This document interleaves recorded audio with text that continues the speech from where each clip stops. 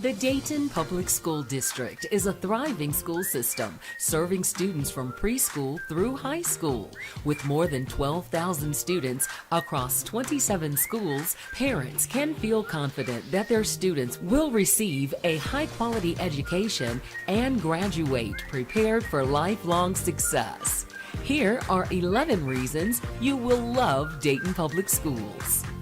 All DPS preschools are 5-star rated by the Ohio Department of Education and are free for students.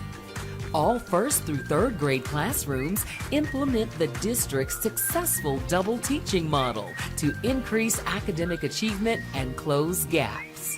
All 4th through 6th grade classrooms provide high-dosage tutoring for students, which reduces class size and provides students with more individualized instruction. Students of all ages have career exploration opportunities to help them learn about different career paths and develop an understanding of what is required to make their dreams a reality. DPS has one-to-one technology, which means all students have access to a Chromebook. DPS is home to one of the world's 41 Challenger Learning Centers, where students get hands-on experience with science, math, engineering, design, and learn about space travel and exploration. The district offers music and art opportunities at all grade levels. Middle and high school students can even take part in an all-city band to perform with students from across the district. Middle school students can participate in Project Lead the Way classes to explore STEM concepts and learn valuable life skills. These courses are designed to teach students to be problem solvers, critical thinkers, and team players. The district cares about both students and their families. Family resource coordinators are in many schools to help connect families to any resources they may need. And student resiliency coordinators and student behavior therapists are available to any student who may need counseling or support. The district offers 2 career technology centers to prepare students for college and careers. At Ponitz CTC and Meadowdale CTC, students can choose from dozens of pathways and begin working toward industry credentials in their chosen field. All high school students can participate in College Credit Plus courses, which allows them to earn college credits for free during high school. These credits transfer to public colleges and universities after graduation. Students can even earn an associate degree while in high school. Learn more and enroll today at DaytonPublic.com.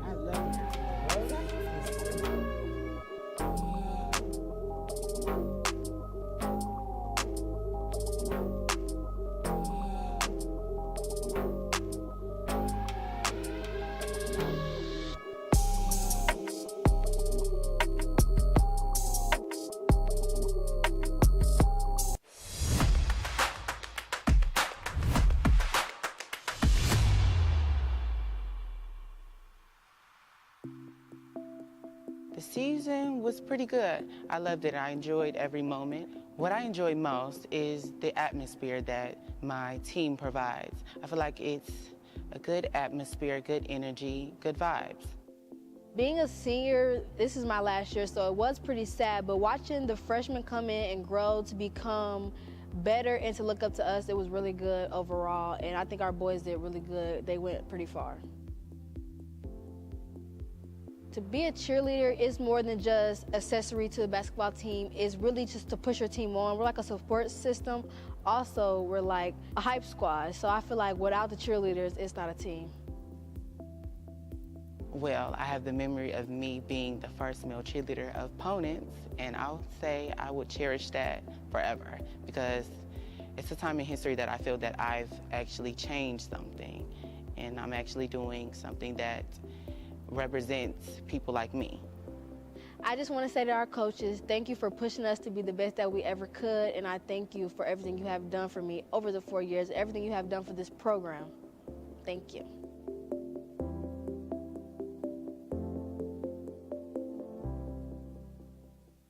Hi, I'm Brett Collins in the Media Arts program at Ponance CTC. Today, I am here at Ponance interviewing Art Student of the Month, Javon Christian. Javon is a student in the Graphic Art and Design pathway at Ponance Career Technology Center. He is an outstanding student with excellent attendance. He prioritizes his grades and has maintained all A's and B's since starting at Ponance. Javon is involved in the community and even volunteered as a poll worker for the last election. He also volunteered to distribute Thanksgiving dinners throughout the community during his Thanksgiving break. Javon demonstrates the Ponance 5 P's of being punctual, prepared, polite, presentable, and productive every day. How does it feel to be Student of the Month, and then what did your family say about the accomplishment? It feels great to be Student of the Month. I was kind of shocked to find out that I actually won it, but in my family, they was really happy for me. A lot of support came my way. What was it like for you going through from freshman year all the way to now and picking your pathway, and what forced you into getting into graphic arts? Well, what really made my decision into going into this pathway was like my love for art. I really like art and drawing and stuff. It was like kind of my passion. And like from freshman year to now, I was kind of nervous, you know, first time in high school. So I was really mainly focused on my work, but like, hey, I wasn't trying to fall behind. Going forward, what are your long-term goals in life past high school? I really haven't decided yet, but like seeing the different jobs and stuff that's aligned with this pathway, I would be interested in doing stuff like that. What type of jobs? Designing logos for different businesses, making my own brand of t-shirts and clothing. What made you come to Ponance, and when you got here, was it what you expected? And how's your experience have been so far? What made me come up on this was like the different pathways they got here and like the different opportunities I would be able to have coming out of high school. So since you've been in this pathway, since this is your first year, what's a highlight moment for you in this pathway? What has a teacher said to you? What stood out? So a highlight moment would be like, we had this thing called Business BPA or Business Professionals of America. Had like a big field trip, went to that, and for like a competition and designing stuff against other schools around the city and the country. Our pathway, we did good. We went to state. So you like competing with other people and showing them that you're the best? Okay. The last question I want to ask you, what advice would you give to somebody coming into this pathway? I would say have an open mind about coming into it. Don't think that it is boring. Focus on your work, but also try to like have fun.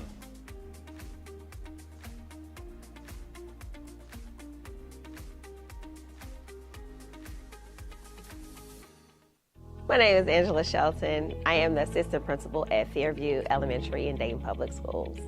So I enjoy working with Dayton Public Schools because of the interactions that I have with students on a day-to-day basis. It is those small opportunities to make connections and help students to self-regulate and getting their bodies ready to learn that I appreciate the most. I appreciate and I love working with the teachers in Dayton Public. Dayton Public has the most phenomenal teachers. I've learned so much from them during my years here in Dayton Public. And so it's those things, the students and the teachers and the connections that makes coming here.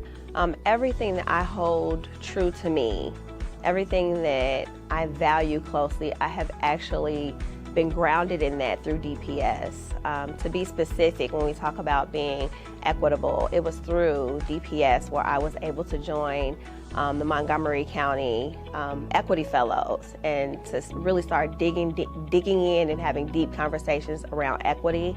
I got that through DPS.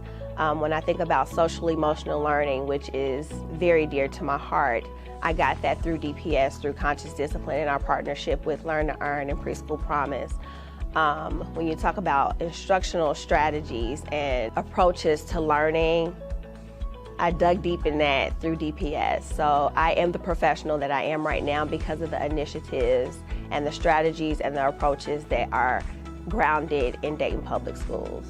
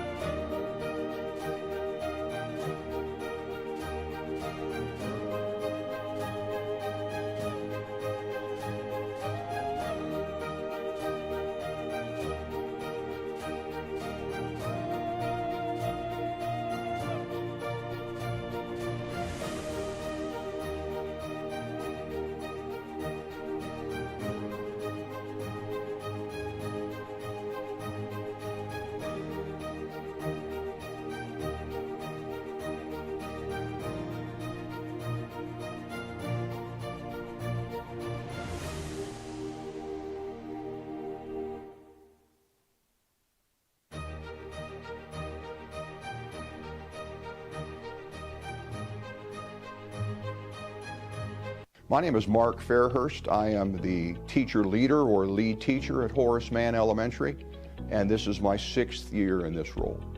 DPS is a great place to land for a career.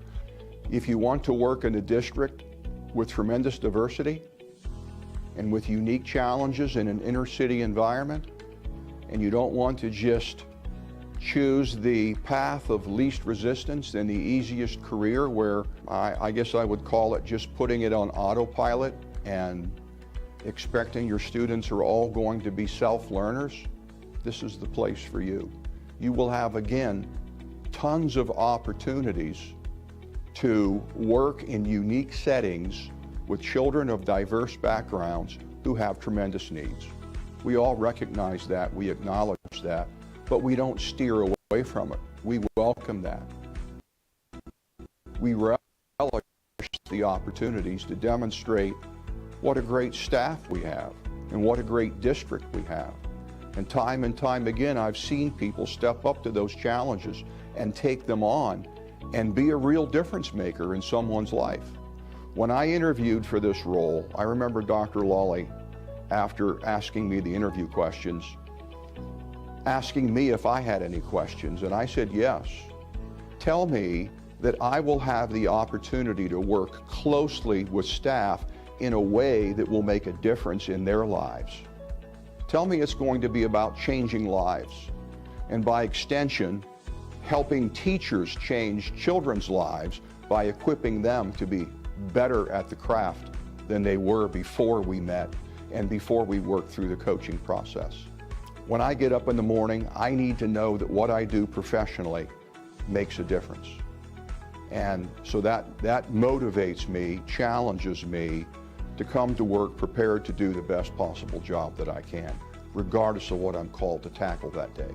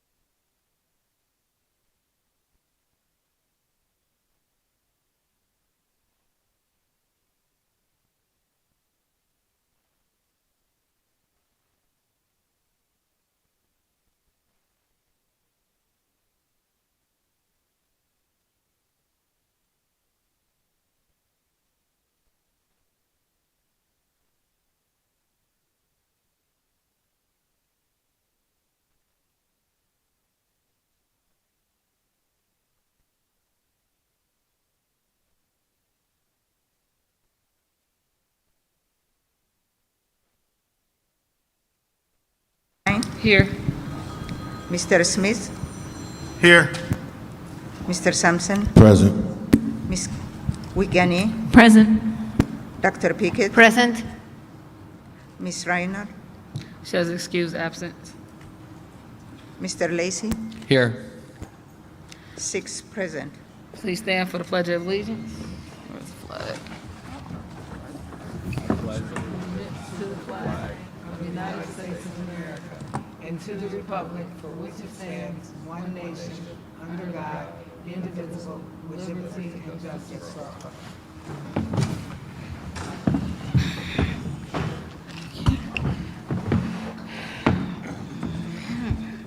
Can you read this? No, that's speaking of the public. Can you do that? All right. First on our agenda tonight, we have hearing from the public. All right. Public is invited to speak. As always, complete a request form that you would have done by now. When called upon, please identify yourself, state your name and address and school district, and then electronic submissions will only be used during remote meetings, which we are not in. Address the board as a whole through the president and not individual board members. Materials that you may have for distribution may be handed to the treasurer. Limit remarks to 3 minutes, and the president has the discretion to extend the time. When your time is up, you are to stop speaking. It is inappropriate to address any matter involving pending disputes, grievances under a labor agreement, disciplinary action involving an employee or a student, ongoing labor negotiations, concerns or matters that have already been settled, and or any matter which, because of its nature, is deemed appropriate to be discussed in executive session. Madam Treasurer, do we have any people registered to speak this evening? Yes. Jamaica Hood.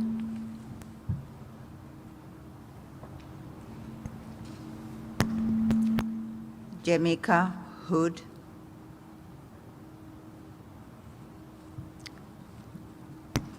Okay.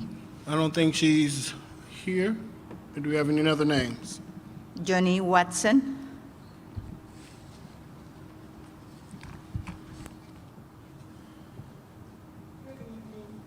And just before you go, Ms. Watson, just let you know I'll be keeping the time, and I'll give you a little nod or something when you're getting close. Aye, aye, Captain. All right. Good evening, Board President Dr. Goodwine, Vice President Smith, board members, Dr. Burton, Treasurer Braha, and DPS family. It is no secret that I'm a proud alumni of DPS as well as my husband. When it came time to look for a job after college, there was no question of where I wanted to teach. I wanted to come home to DPS. DPS used to be a family. Many alumni came back here to work, and we spent our entire career with Dayton Public Schools. We felt valued and respected. Frankly, I'm concerned, and I have been for quite a while, about the state of Dayton Public Schools. We have started the last few school years without full staffing, or when the staff is hired, they're given little support, and some leave within the first few weeks of school. I've heard board members repeatedly ask about what is being done to support staff, but have not yet heard a concrete plan beyond, oh yeah, we stop in and see them. I'm horrified and saddened to see how many resignations are on board docs all year long. Some teachers have even left after July 10th, risking their teaching license. I have volunteered numerous times to help new art teachers, but have never really been taken up on it. As recently as the middle of this school year, a new art teacher called me and begged me to come and help her because she was struggling. I told her that I couldn't come in unless she talked to her principal, and her principal got the okay from Superintendent Lawley, but she told me that her principal never responded. She was left alone when she was struggling. I've seen teacher after teacher and many experienced teachers take pay cuts to leave this district. But this isn't new news. You all know this. The time is now to do the right thing and turn this district around. The community has been asking, no begging, no, they've been begging for that for quite some time. I've been in meetings and sat on panels where members of the community have said to me, Joni, we aren't allowed to go in the schools. Joni, we wanted to go in the schools and do bipartisan kids voting, but we were told that we couldn't go into the schools. I've known Dr. David Lawrence for a long time. He's a native Daytonian and a product of DPS. He knows and cares for the community, and they know him. I have closely watched, but not in a stalkerish way, Dr. Lawrence since he was a chief, and have watched him and the great growth that he has done, both in knowledge and relationship building. Believe it or not, I still get calls, even after being retired for 2 years, from teachers that are excited to tell me that Dr. Lawrence stopped in their classroom and followed it up with a nice email or note on their desk, something they seldom receive. Dr. Lawrence has gone to the bus barn, rode buses, he has walked buildings looking at the state of them before school starts, and some even told me that he started out during inclement weather with operations at 4 a.m. to make sure that our grounds are safe for staff. He is active in our community. Am I done? You can finish that part. Okay, thanks. He went to school, coached, and was an assistant principal, I'm rushing, a chief, and now a business manager. I venture to say that very few of our superintendents, and we've had some good ones, know DPS in the community as well as Dr. Lawrence. The time is now right to do the right thing. I'm urging this board to please appoint Dr. Lawrence so that we can get back to the powerhouse we once were. Thank you so much. Thank you, Ms. Watson. Madam Treasurer, do we have any other registered to speak? Yes. David Ezrathi. Thank you.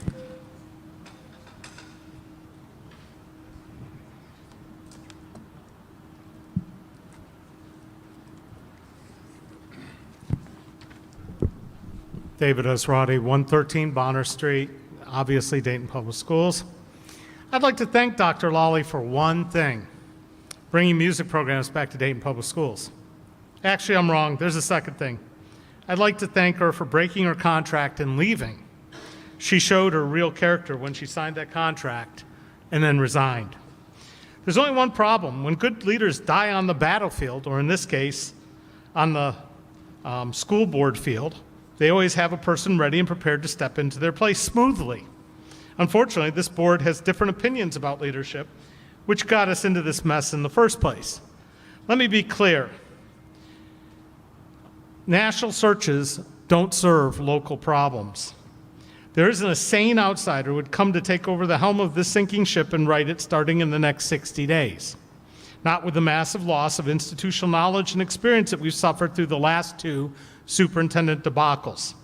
And here's the other problem. We don't have a school board. We have 2 or 3 teams on this board, and all of them think they know something about running a school district.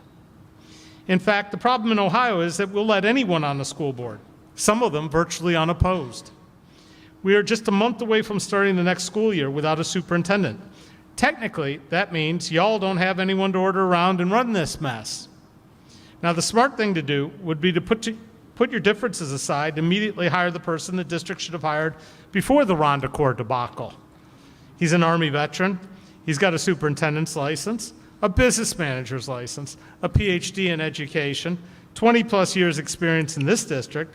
By the way, when he was principal at Thurgood for just 3 years, test scores went up 20 points. He's a DPS graduate. He still holds athletic records from 30 years ago and could still outrun 6 of the 7 of you. Joe, you might be their only hope.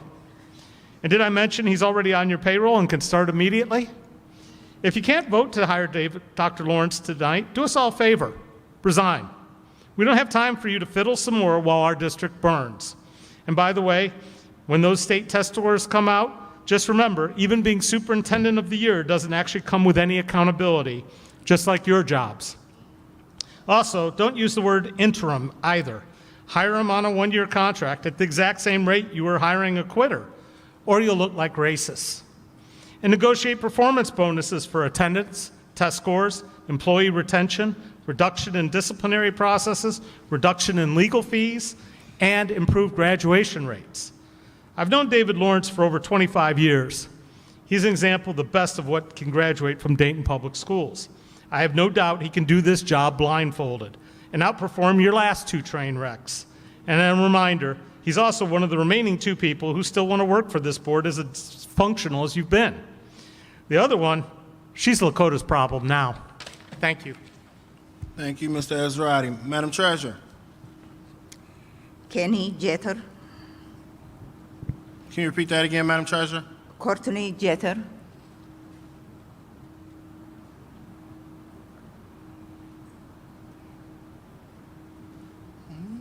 okay, She may not be in here. Ashley Smith, I think I see her somewhere. Good evening. I'm Ashley Smith at 122 Rader Avenue. I'm here because I'm speaking on behalf of the cheer coaches and also the all minor sport coaches.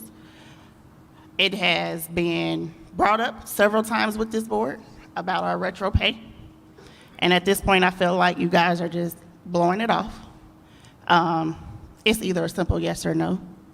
The work we have put in, the work that we were asked to do from several board members, I have seen my fellow coaches go out and do what we were asked to do. It's just a simple yes or no. I feel like we're entitled to that, what we're owed. The cheer pay has been $2,400 over the last 20 years. That's ridiculous. If it was any other department, I'm pretty sure the treasurer would make sure that they would get their retro. If I'm not mistaken, I just looked at the board docs today, and a head football coach, his pay has changed. So he's receiving his steps. But when it comes to your cheer coaches, you just ignore us. On August 16th, there is a grand opening for Welcome Stadium. You're asking for all 6 squads to be there. Not even just that, they're asking for me to bring my Pee Wee cheerleaders, which are also Dayton Public School cheerleaders. So we're asking for these cheer coaches to do things, and we're the least paid in this district. Even your DEA, he stood in the lobby back in March and told me and several of the coaches it was a slap in the face what y'all were offering us. He tried to offer more. But to my understanding now, he's trying to fight that. I'm just asking y'all to work with us. Can we get some clarification on our pay? Because if it was anybody else in this district, I'm pretty sure they would get it. Thank you. Smith. Thank you, Ms. Smith. Madam Treasurer. that concludes public speaking. Okay, before we move on, can you name the 2 names that were not here, just in case they came in, Madam Treasurer? Jamaica Hood and Courtney Jeter.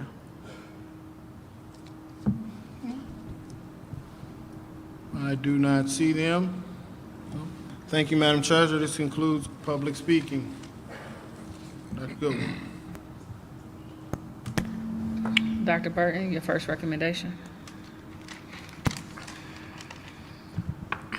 I have the following items for the board approval. Human Resource, item A. I move that we adopt the recommendation. Is there a second? Second. Moved in second. Any questions? Go ahead, Board Member Sampson. Who moved it? Mr. Lacy? Mr. Lacy. No, I moved it. No, Dr. Goodwine, Lacy second.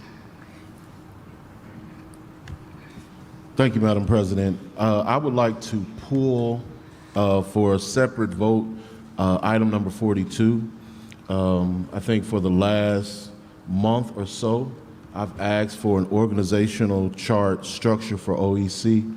I've yet to receive it, but this name keeps appearing, so I'm assuming that we just want to move on with it.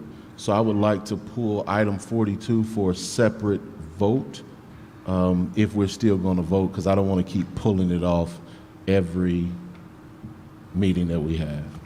Do you want to pull it for a vote after this vote, or do you want to do it after exec session? Pull it after this vote. Okay. Is there any other questions? Seeing none, may we have a vote with the exception of number 42? President Goodwine? Yes. Mr. Smith? Yes. Mr. Sampson? Yes. Ms. Wigani? Yes. Dr. Pickett? Yes. Mr. Lacy? Yes. 6 yeses. Thank you. Dr. Pickett, can you please turn your mic on? Yeah.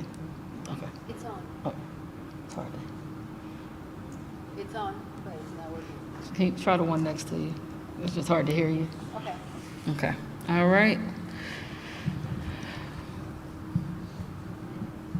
Now may we have a vote on number 42? Can you move it a second?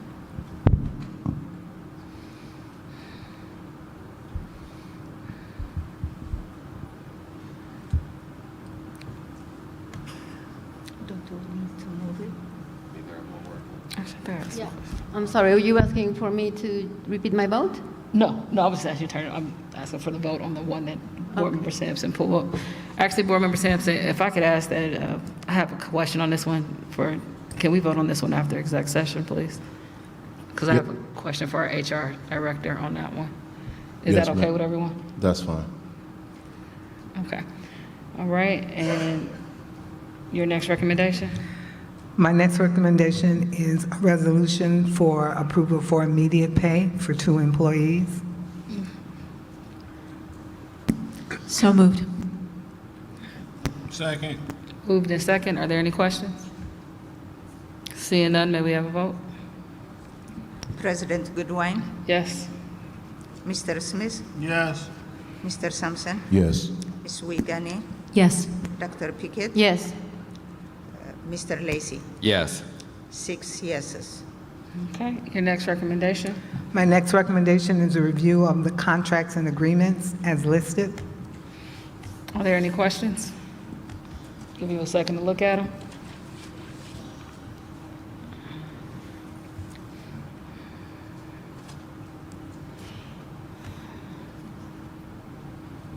Go ahead, Board Member Lacy. Mine play the math one. Mind play. Is that the math or English or language arts? Math or language arts, Rachel. Mind play. Okay. That's all.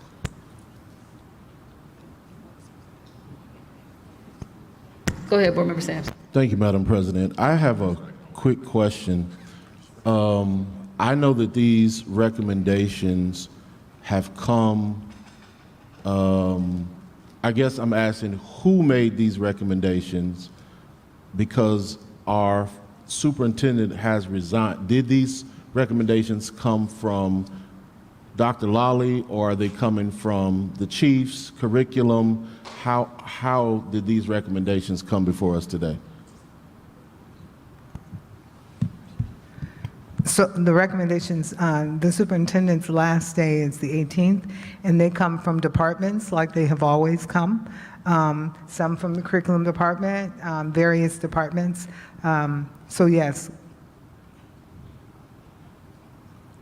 Thank you so much. Madam President, may I ask another question? Go ahead.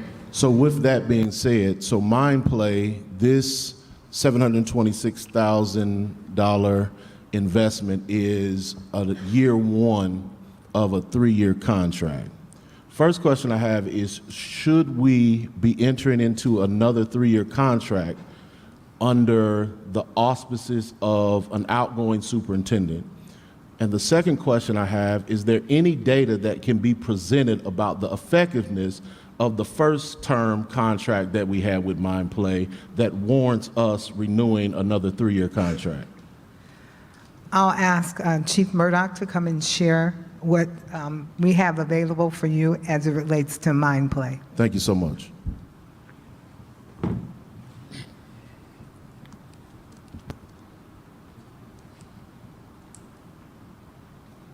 Yes, thank you. I don't have a data slide prepared, but we do have data from buildings who have implemented with Fidelity that they have made more progress on both MAP and their OST scores as a result of using MindPlay, as well as progress of the platform itself. Madam President, if I may. Keep it rolling. Thank you. So with that said, Chief Murdoch, when you say, what concerns me is when you say buildings that have done it with Fidelity. So why would we invest $726,000 for 3 years, another 3-year contract, until, because it was presented that this has come from department heads, but it seems like there are some teachers, administrators that may not be using this, why are we trying to renew something that is not being done with fidelity across the district? We do believe in the platform itself, and with the new dyslexia legislation, this platform will definitely address the deficits that we're able to identify with the additional screening, because it is Orton-Gillingham based.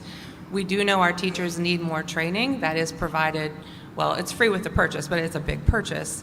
And so we have committed to getting more training for our teachers and for our principals to make sure that the program is used correctly, especially with the new data we'll have from our additional screenings. Thank you. Thank you, Madam President. Before you leave, I just have one question before she goes. Is there any alternative to MindPlay right now?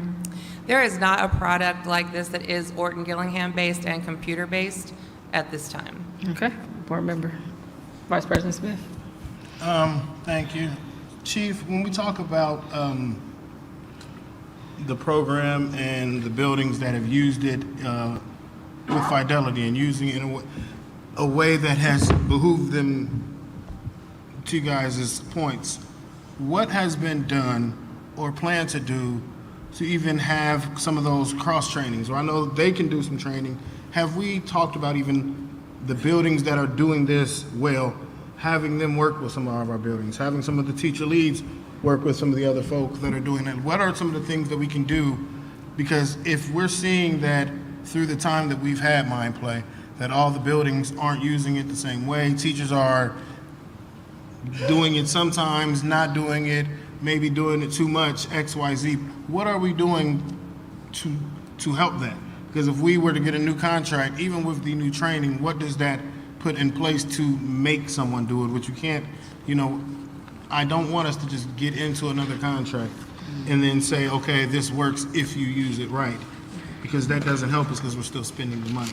So what are some of the other things that you guys have thought of or that utilizes our staff and having peer training and things like that that doesn't come from Orton-Gillingham, but comes from Dayton teachers to say, hey, this works in my classroom. Maybe this is the time of day we do it. Maybe we break our kids up. Like, what is the plan to do those kind of things if we're looking at trying to make such a big purchase? We have incorporated our teacher leaders. They are trained in MindPlay, so they're very familiar with the platform. But to your larger question, we have begun this year to do some train the trainer models with teachers in addition to teacher leaders so that they can go in and work with their peers. We started that with our ELA adoptions. We have those in process now, and we could do the same model for MindPlay. Okay, thank you. Board Member Sampson. Thank you, Madam President. Another question I have is, I don't think it's for Chief Murdoch. Victoria Moore, what training does she provide for the National School Lunch Program at the expense of $50,000? If somebody can just help me what that looks like for a year, consultant services for the National School Lunch Program. Board Member Sampson, she has at least 30 years of experience, worked in the district for a long time, and she's coming back to train our leadership team in nutrition services. We have several young leaders there, and it's part of a plan that we have in operation. So we have custodial training here right now this week, nutrition services training, just taking professional development from the academic side and bringing it to operations and transportation as well. Thank you, Dr. Lawrence. Thank you, Madam President. Are there any other questions? All right, seeing none, your next recommendation. My next recommendation is consultant contracts. Are there any questions regarding the consultant contracts? Board Member Sampson. Thank you, Madam President. Can someone help me, the James Knight Consulting Group that says consultant services for professional development at Chaminade Julienne? Can somebody help me with that? So it's Chaminade Julienne has a right to use their title money to hire someone to provide professional development, and we're responsible for paying that, but that's up to them to decide what professional development they will have and who they will hire. And so they've requested James Knight Consulting Group. That That's is what I'm correct. saying. Okay. Thank you. Thank you, Madam President. Any other questions? All right, your next recommendation. My last recommendation is a resolution for cloud service extension. Are there any questions?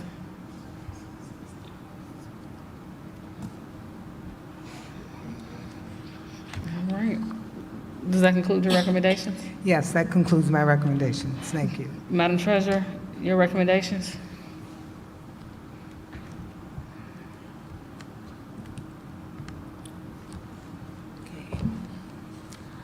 My recommendations are to increase the appropriations because we got some,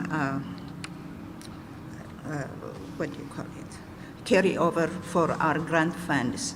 All these funds, starting from 507 up to 599, we have a carryover, and we wanted to increase our appropriations by the amount. The carryover amount is 4.6 million, and we increasing our budget by that much. Another one is in Fund 13. We are increasing it by $125,000. Those are the only increases we are shown since last time. Okay, any questions? All right, seeing none, your next recommendation? This one is certificate of estimated resources. When we are increasing by the total amount increased for the appropriations for our resources for the grant funds. All right, are there any questions? Your next recommendation? The next one is temporary advances. We are advancing from general fund to Fund 013 for $125,000 to set up spirit shop. Are there any questions? All right, your next recommendation? The next one is monthly financials for June. The finance committee meets on Thursday, and it will be approved by them, and for the full board approval, it will come next week. So this is a placeholder. Okay, your next recommendation? Next one is minutes. The minutes for June 13th. And, oh, I have a typo. June 20th and June 30th. I don't think you'll have a question on that one. Okay, next recommendation? I have several purchase requisitions from different departments, and we can look together, and if you have any questions, we'll answer. Give you guys a second to look.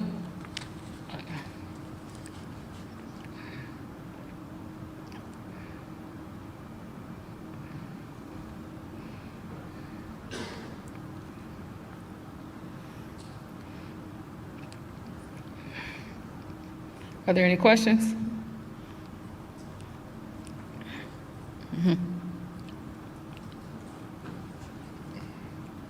It's a lot of them, so I'll give you a second. Go ahead, board member Smith. Trying to think who this may be for. The BSN Sports for the sound system. Can you explain the difference between this and the one the contract for the intercom systems? What would be the difference between these two? Would that be you, Dr. Lawrence? Okay. All right.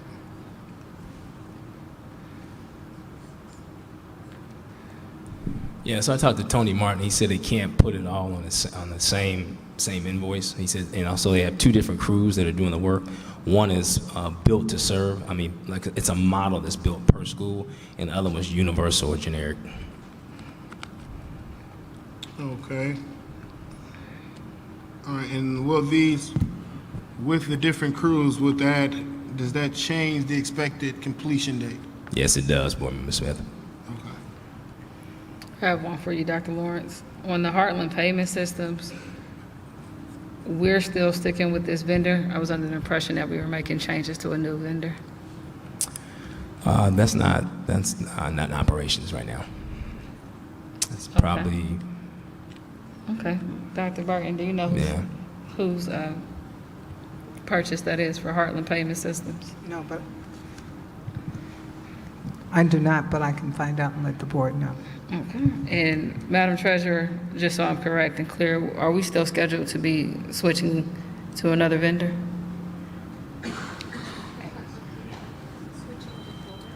Yes, to go.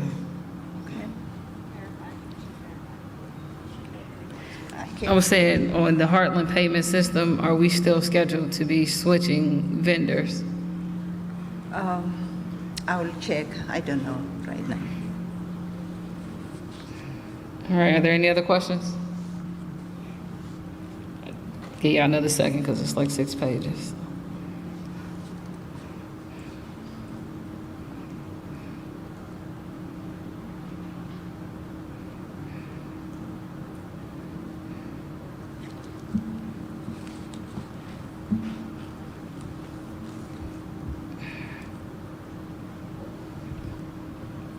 Board Member, Vice President Smith. Yes, Dr. Lawrence, for the W.R. Hackett PR, for the fresh fruits and vegetables, can you give me some more information on that? And also, I want to ask, were there any other bids for this service, or did we just directly deal with them?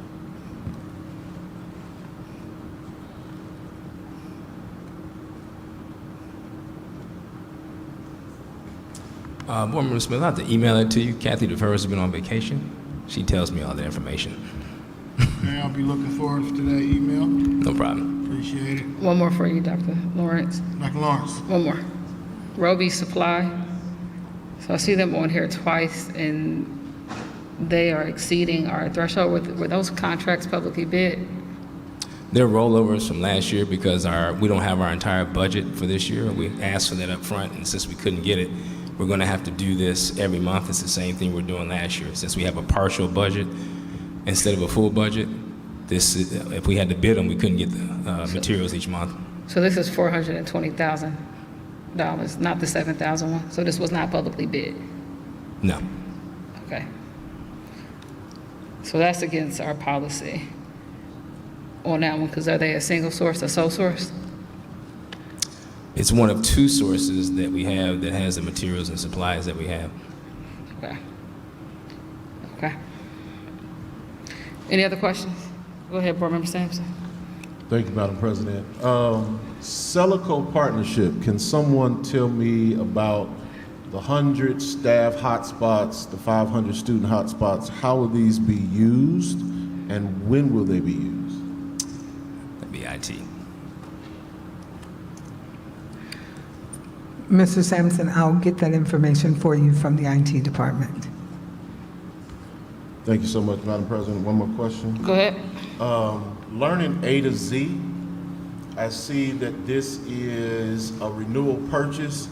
Is there any data that we have available that shows why we're wanting to renew this purchase as relates for the licenses for 12 months? Yes. So Learning A to Z is part of our reading program. It is a renewal, that is correct. Sorry, I'm looking for my notes so I make sure I'm accurate here. So this is a supplemental program that we use in our elementary schools. It gives specific lessons for teachers to use so that they can be more accurately assigning students work at their reading level. So if a teacher is teaching a skill like main idea, she can determine whether the student doesn't understand the skill versus whether the reading level was too high. So it's a tool that's used to distinguish those things. So data-wise, we would be looking at MAP scores and OST scores. If I may, Madam President. So excuse my ignorance, Chief Murdoch. What is the benefit of having Learning A to Z and Mind Play? Because it sounds like they're kind of similar. So what's the benefit of having Learning A to Z and Mind Play? So Mind Play is more based in reading instruction per se, following those 5 pillars. So if a student is deficit in phonics or phonemic awareness, that's where they're going to start. Learning A to Z would go more to the skills that come along with reading. So inferencing, identifying main idea, once a student has begun to master the reading process itself. So Mind Play is more of a gap filler for the reading itself, and Learning A to Z is for those skills that go along with reading. So, excuse my ignorance again, so we're spending more money on a gap filler than the services for that helps enhance the skills? Are you referring to Mind Play as the Yes. gap filler? Yes. Yes, but they do function differently Okay. as far as reading instruction goes. And what's the difference? Because, again, teachers can assign specific texts for groups of students in Learning A to Z to determine those skills. In Mind Play, the texts are automatic. That's all online. The teacher does more of the instruction with Learning A to Z. Thank you. Thank you, Madam President. Are there any other questions? Go ahead, Board Member Witt-Gagne. Thank you. My question is around the TeachTown piece, the software for the physical goods for our exceptional children. How many children does that affect? And that is also a part of our male-female of color program as well. Am I reading that? No, is that not right? Mrs. Witt-Gagne, so TeachTown is replacing Unique, the curriculum for our self-contained and low-incident students. So it's for all the classrooms throughout the district for kids who are in our low-incidence classroom and some resource rooms. Thank you. Are there any other questions? I don't have a question, but I have a comment if I may. Go ahead. Maybe it would be good, beneficial for this board to actually explore Minecraft and Mind Play and Alex, and those are really good programs that only if you actually get to play with them you really understand. So I requested when we first got here access to those, and I play with them. So maybe it's a good idea for the board to do that, so that there's at least some of the answers that we have by just playing with it. All right, thank you. I do have one request for the entire team. All the purchase requests that are over $50,000, can you just provide some justification of how they follow our purchasing policy, please, prior to our next meeting? All right, Board Member Lacy. The Ohio BCI, it doesn't have the fund, but I would imagine it would be the general fund. Or my copy doesn't show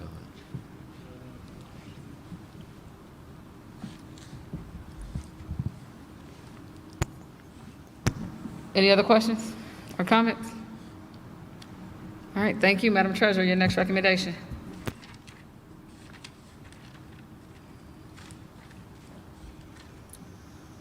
We have 4 ZNA nows from different departments. If you can look at them, and if you have any question, they will answer.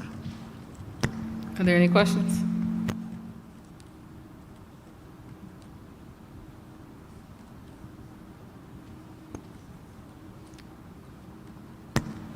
All right, does that conclude your recommendations? Yes.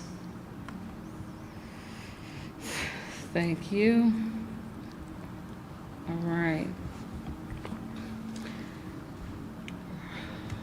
Resolution to adopt board policy, second reading. Insomuch as the Board of Education is committed to the continuing updating of the policies, rules, and regulations, manuals, and the committee which was appointed has been working towards the goal. The following is brought at the second time in compliance with the board file. Now, therefore, be it resolved that the Board of Education of the Dayton City School District, Montgomery County, Ohio, hereby accepts and adopts the following policies that have been codified for inclusion in the handbooks of the policies, rules, and regulations. FOUL GBCB-regulation, attendance and punctuality. GCBDD, paid time off for bereavement. KGR, community use of school premises. To be determined, employee communication with district technology. To be determined, employee electronic mail. To be determined, outside employment. And to be determined, remote work. I move that we adopt these policies. Is there a second? Second. Are there any questions, comments? Seeing none, may we have a vote? President Goodwin, Yes. Mr. Smith, Yes. Mr. Sampson, Yes. Ms. Wigani, Yes. Dr. Pickett, Yes. Mr. Lacey. Yes. 6 yeses. Thank you. Resolution to adopt board policies, first reading, insomuch as the Board of Education is committed to the continuing updating of policies, rules, and regulations manual, and the committee, which was appointed, has been working towards the goal. The following are brought at this time for the first reading in compliance with Board FOUL BFC policy adoption. Now, therefore, be it resolved that the Board of Education of the Dayton City School District, Montgomery County, Ohio, hereby accepts and adopts the following policies that have been codified for inclusion in the handbook of policies, rules, and regulations. GBH, also JM, staff student relations. GBT, rehiring policy. GBU, relationships and fraternization. GCB-2, professional staff contracts and compensation plans, administrators. GCBBB, supplemental compensation for administrators. GCD, professional staff hiring. GM, also GBH, staff student relations. These policies are being read for the first time. As such, a motion or second is not required. The policies will be available in the superintendent's office for review and comment prior to their second reading and adoption by the Board of Education. Furthermore, the policies will be reviewed by the superintendent's office, the board's office, and the legal department of the Dayton Public Schools prior to the second reading.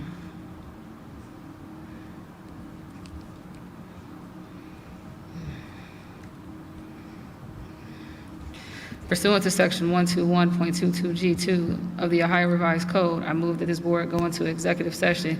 The meeting is being held to consider the employment of a public employee and to confer with an attorney involving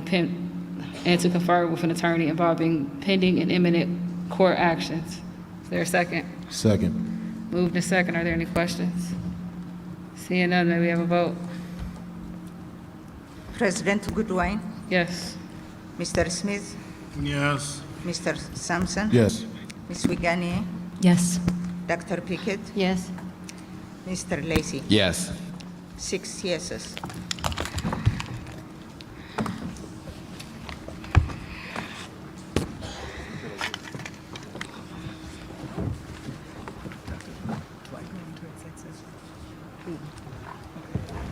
What about for Sheridan's the workshop?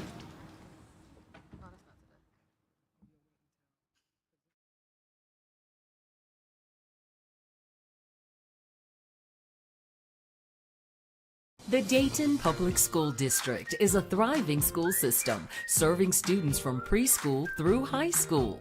With more than 12,000 students across 27 schools, parents can feel confident that their students will receive a high-quality education and graduate prepared for lifelong success.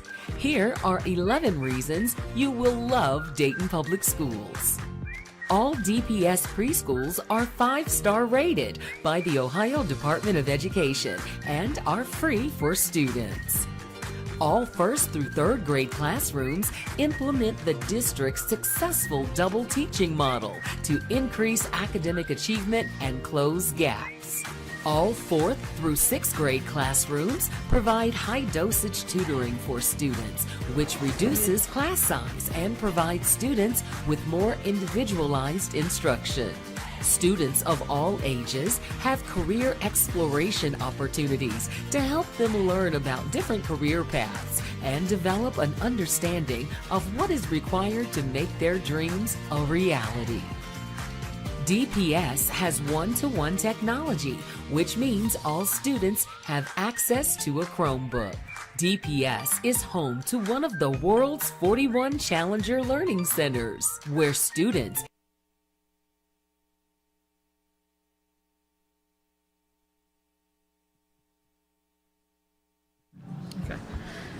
Move that we exit executive session. So moved. Any questions? Seeing none, may we have a vote?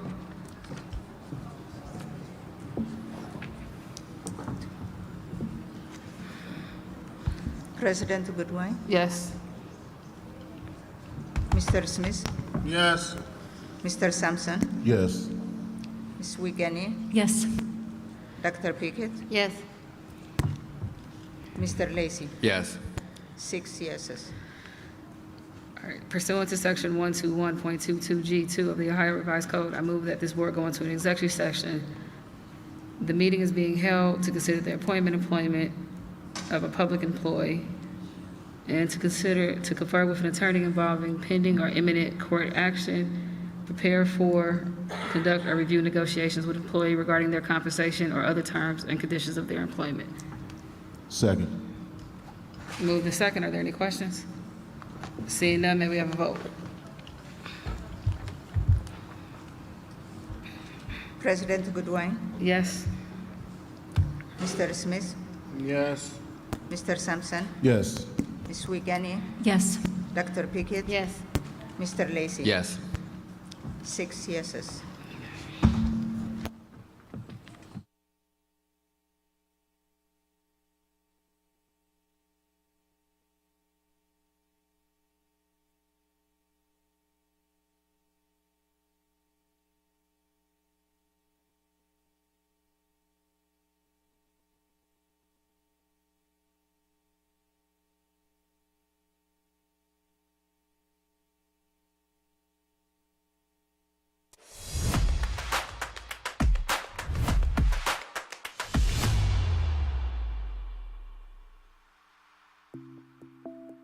The season was pretty good. I loved it. I enjoyed every moment. What I enjoyed most is the atmosphere that my team provides. I feel like it's a good atmosphere, good energy, good vibes.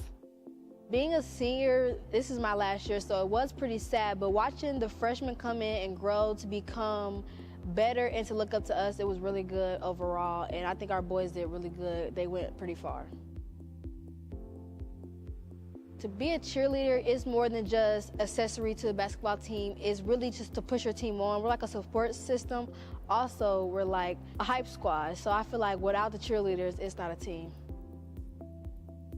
Well, I have the memory of me being the first male cheerleader of Ponents, and I'll say I would cherish that forever because it's a time in history that I feel that I've actually changed something, and I'm actually doing something that represents people like me.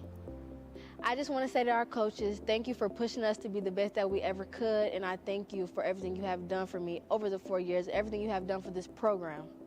Thank you.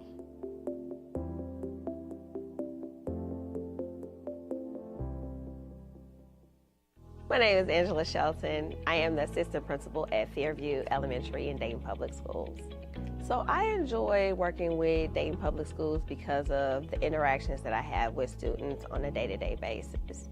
It is those small opportunities to make connections and help students to self-regulate and getting their bodies ready to learn that I appreciate the most. I appreciate and I love working with the teachers in Dayton Public. Dayton Public has the most phenomenal teachers. I've learned so much from them during my years here in Dayton Public. And so it's those things, the students and the teachers and the connections that makes coming here. Everything that I hold true to me, everything that I value closely, I have actually been grounded in that through DPS. To be specific, when we talk about being equitable, it was through DPS where I was able to join the Montgomery County Equity Fellows and to really start digging in and having deep conversations around equity. I got that through DPS. When I think about social emotional learning, which is very dear to my heart, I got that through DPS, through Conscious Discipline in our partnership with Learn to Earn and Preschool Promise. When you talk about instructional strategies and approaches to learning, I dug deep in that through DPS. So I am the professional that I am right now because of the initiatives and the strategies and the approaches that are grounded in Dayton Public Schools.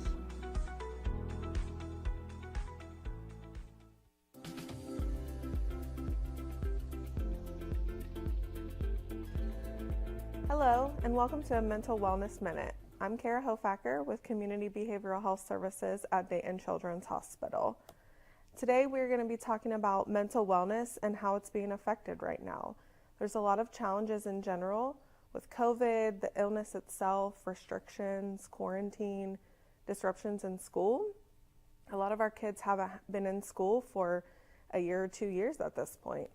And reduced tolerance for socialization. It's been a while since we've had to be in large groups. There's a lot of new rules and a lot of changes at home. So today we're going to talk about fears and worries and helping your child manage their fears and worries.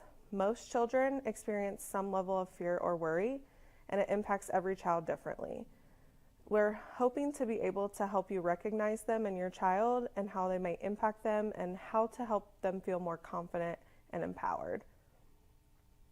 Some common childhood fears and worries are being hit by a car, getting lost, being afraid of the dark, storms, imaginary creatures such as monsters, or certain fears of animals such as dogs, spiders, or snakes, or birds.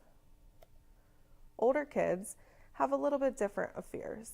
They may be concerned about violence, family issues, family approval, or being cool with their friends. And now especially COVID, being sick, hospitals and doctors' offices may be scary to them. Some examples of how fears and worries might present in your child are stomach aches, headaches, complaining of not feeling well. They may be struggling to sleep. They may not want to go places or leave home or be without you as the parent. They may be avoiding certain situations that they used to enjoy. They might ask a lot of questions on a specific topic. Some children struggle with acting out, such as increase in behaviors or talking back, goofing off. Some children struggle with acting in behavior, such as withdrawing from friends or family or self-harm. And why do our children have worries? Some children are just more likely to develop them than others. Oftentimes, this can come through an experience, such as walking by an aggressive dog that is barking loudly, or seeing the storm destruction from the 2019 tornadoes. Other times, this can come from witnessing another person's reaction to a fear, such as a sibling who is scared of an animal and seeing their fear when talking about that animal can rub off on them. Why address them now? It could be impairing their ability to function in school, such as failing classes or skipping classes, refusing to go to school at all. It could impair their social lives, withdrawing from friends or their favorite activities, sports they used to like. It can also overtake them if they're not addressed. Their fears may be irrational, and discussing generalizations such as all storms destroy houses or all dogs bite, which can really impact them from experiencing life. And this can provide you the opportunity to provide support to them and teach them about their fears. So what can you do? Talk to your child about their worries. Share your experiences relating to what they're afraid about. Normalize worry and share things that you might be fearful of or that you worry about. Set examples for them of how to manage their fears and worries. Teach them coping strategies such as breathing when they're overwhelmed, learning how to relax, imagination to take their mind off of what they're afraid of, self-talk to calm themselves down, or to seek support if they feel that they're overwhelmed. Helping them to gradually face their fears, such as if they're afraid of dogs, maybe meet some friendly dogs, walk by some dogs behind fences that aren't being aggressive, or take a class to learn how to interact with animals. Remain calm when they are scared, support them facing things they cannot avoid, such as doctor's appointments, and praise them for facing their fears. Thank you so much for taking the time to invest in your child. Remember that fears and worries are normal for both adults and for kids. Just be mindful of how their fear or worry may be impacting their daily functioning, such as school or interacting with families and friends if they're avoiding certain situations. Be supportive, setting an example for them of how to overcome fears and normalizing having fears and worries. Come up with a plan with your child on how to tackle those fears and worries, and you guys can conquer anything. Thank you.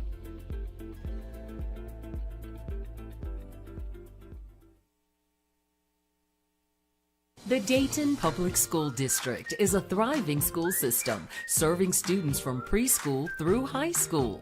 With more than 12,000 students across 27 schools, parents can feel confident that their students will receive a high-quality education and graduate prepared for lifelong success.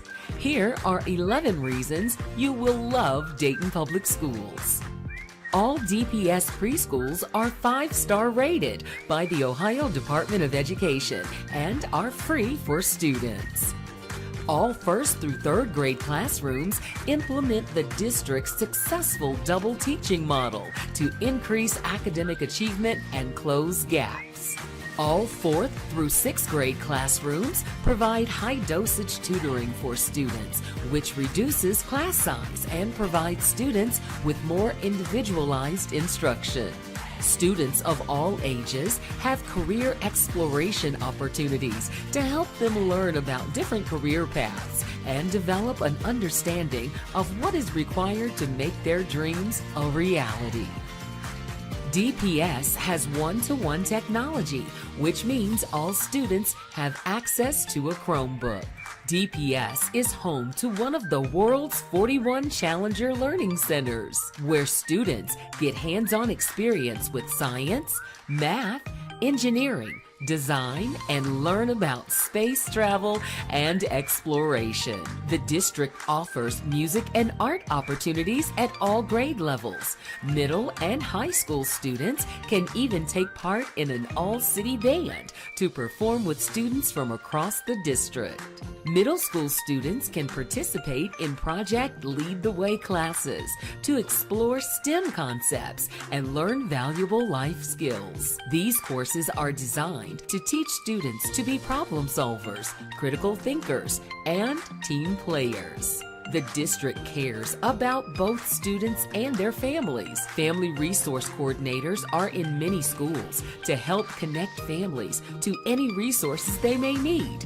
And student resiliency coordinators and student behavior therapists are available to any student who may need counseling or support. The district offers 2 career technology centers to prepare students for college and careers. At Ponitz CTC and Meadowdale CTC, students can choose from dozens of pathways and begin working toward industry credentials in their chosen field. All high school students can participate in College Credit Plus courses, which allows them to earn college credits for free during high school. These credits transfer to public colleges and universities after graduation. Students can even earn an associate degree while in high school. Learn more and enroll today at DaytonPublic.com.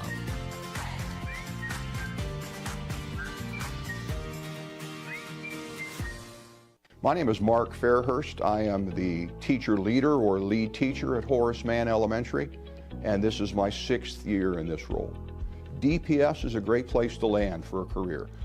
If you want to work in a district with tremendous diversity and with unique challenges in an inner city environment, and you don't want to just choose the path of least resistance and the easiest career where I guess I would call it just putting it on autopilot and expecting your students are all going to be self-learners, this is the place for you.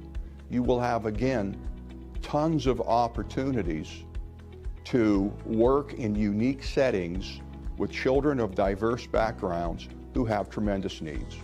We all recognize that, we acknowledge that, but we don't steer away from it. We welcome that. We relish the opportunities to demonstrate what a great staff we have, and what a great district we have. And time again, I've seen people step up to those challenges and take them on and be a real difference maker in someone's life. When I interviewed for this role, I remember Dr. Lawley, after asking me the interview questions, asking me if I had any questions, and I said yes.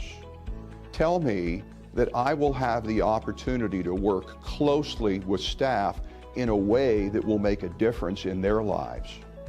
Tell me it's going to be about changing lives, and by extension, helping teachers change children's lives by equipping them to be better at the craft than they were before we met and before we worked through the coaching process. When I get up in the morning, I need to know that what I do professionally makes a difference.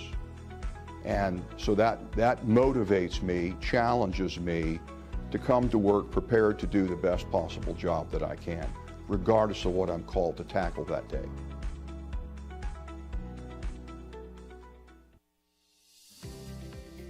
The Adult Transition Unit program is a program for students with special needs who have graduated from high school and chose to defer their diploma for a year so they can learn job skills and life skills. The goal of the program is for the students to become gainfully employed in the community. Some of the life skills that the students learn are how to write the RTA, they work on communication skills, and they learn how to budget their money. The students are in the program for 1 school year. They start the program in August and end in May. The students learn job skills by volunteering at 3 different sites: Sinclair Community College, the University of Dayton, and the Gospel Mission. At Sinclair Community College and the University of Dayton, the students work in the dining hall where they learn customer service skills, serving customers. They also learn stocking skills and cleaning skills. At the Gospel Mission, the students learn janitorial skills. The majority of the students that complete the program get jobs. Some places that they get jobs at are the hospital, restaurant, grocery stores, and retail stores. Once the students have had their opportunity to learn the different jobs within food service here at the college, then it is beneficial for them.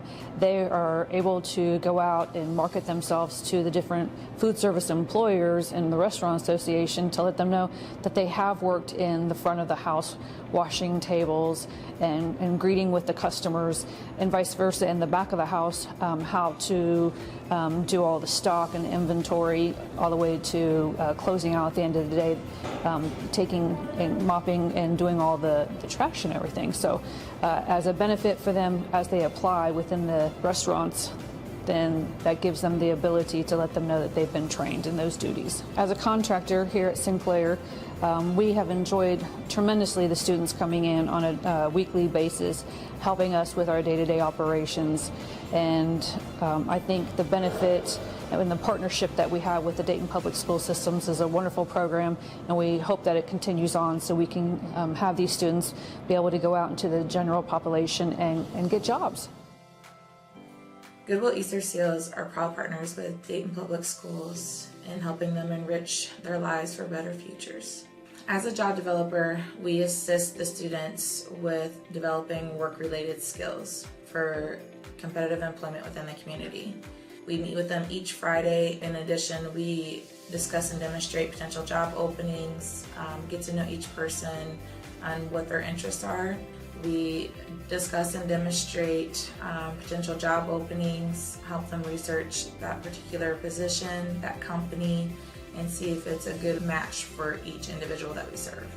This transition program with Dayton Public Schools have given students with special needs the opportunity to achieve their transition goals by becoming gainfully employed in the community, and also it helps them achieve their independent living goals, which will make them successful throughout life.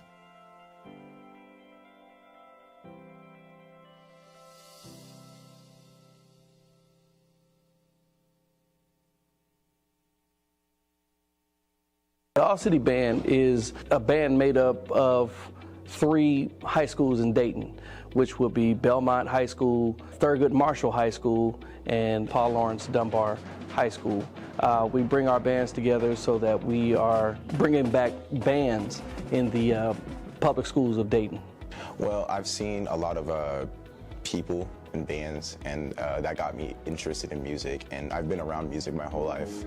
I was in choir during my elementary years, and that really got me into actually, being in music. Dr. Lally has been nothing but supportive of us. Music in the schools helps scholarships. It helps them to travel to see outside of the state.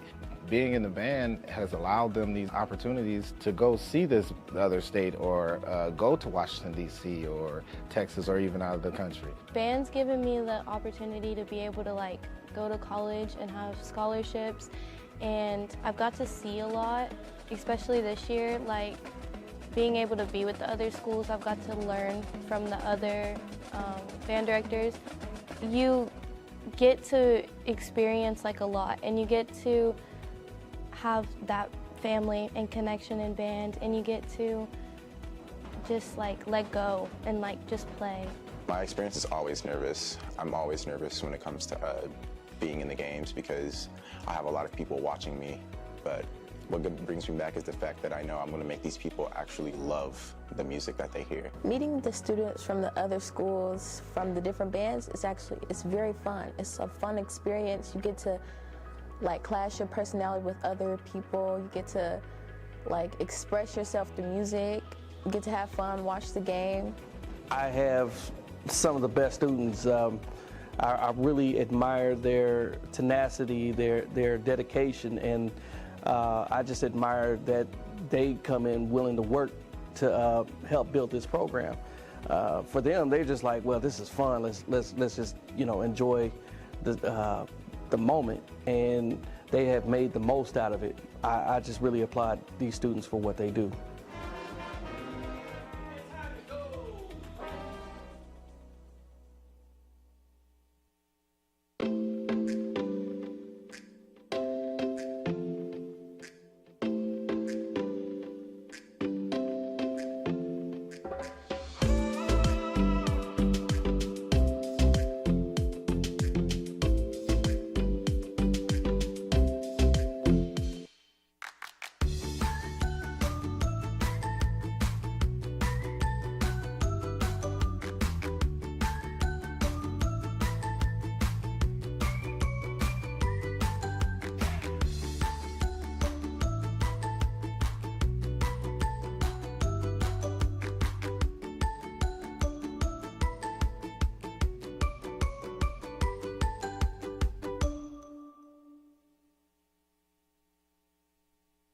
Students in grades 4 through 8 across the district are competing in Dayton Public Schools Math Olympics.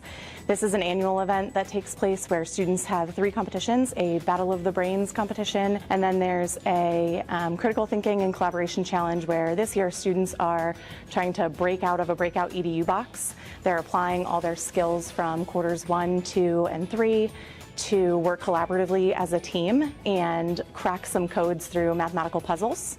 And then there's also a design challenge where students this year have designed their dream home, and on the day of their competition they're presented with a twist from the judges, and they have to apply that twist given the mathematical parameters to their design and then defend their reasoning in an interview process at the end. Today's events are preparing the students for future careers and goals because they are really trying to strategize together. They have to lean on one another to determine the best way to get to their common goal.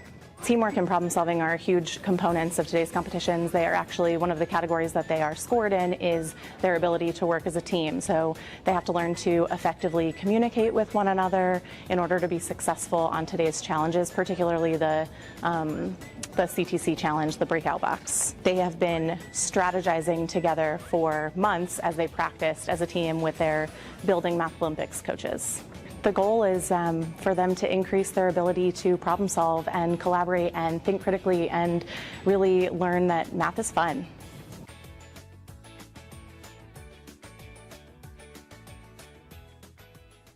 I was just overwhelmed by the number of people who came out here today to welcome us and the number of students who have already applied to Central State University to receive the free tuition their first year at Central State University. Our goal is to make sure that we're reaching out to our local schools and certain schools like Paul Laurence Dunbar, Principal Henry, who is here as a graduate of Central State University, and we want to make sure that we're providing as much access for those students as possible. And we know that the cost of an education has increased.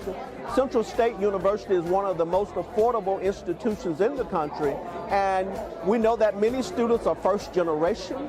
Many of them come from lower socioeconomic backgrounds, and we want to make sure that we're providing that access with this free tuition. I feel very excited. You know, it's a great opportunity. It's really motivational as far as, you know, going to school and, you know, because some children might not even was applying for college, you know, knowing that you might go for free. That right there just motivates you to do well and, you know, do better, especially when they stated that it would be over the years to come, you could still, you know, go to college for free. That's a possible 4-ride free college. That right there is an amazing opportunity, once in a lifetime opportunity. So, you know, it motivates me to go to Central State. It motivates me to keep my grades up, you know, and stay on top of everything so I can continue to get that free college. The beautiful thing about it is we had a number of students after they heard these things that stuck around because they wanted to apply. And just seeing how many kids come out of Dayton Public Schools right now that are wanting to move on, whether it be college, whether it be military, whether it be a trade. But we want to make sure our students are, you know, primed for success in life. So that's our long-term goal here at Dayton Public Schools, is to make sure that when we have these kind of things, it's almost an expected thing.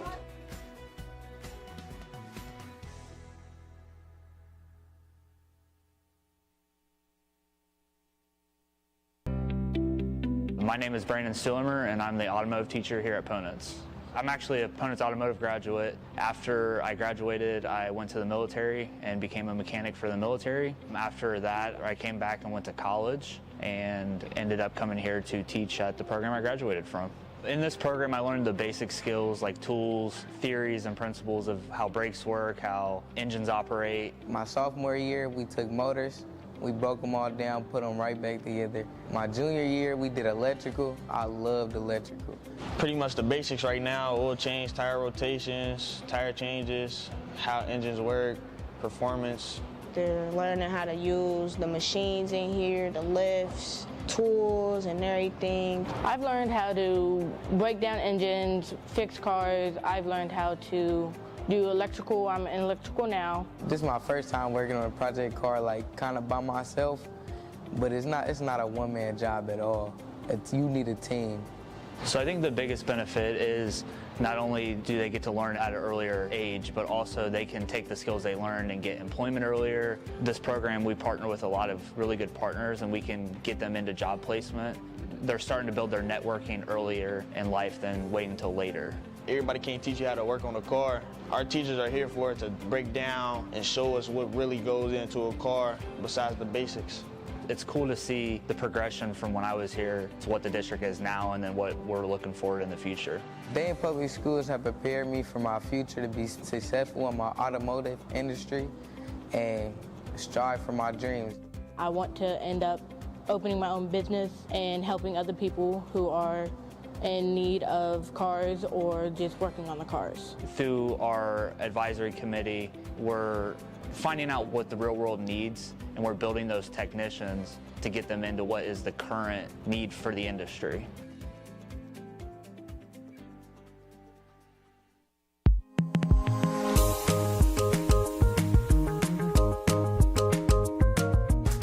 My day begins with students when I greet them at the front door at 8:15. And then I go to welcome them and help them get out of cars, greet the students. At that time, I kind of touch base with students just to see how they're doing and if there's anything that I can perceive that may need to happen with them or supports that I might need to give them or prepare for them. And then I always do morning announcements. That's something that I started because I think it's important for students to be greeted in the morning.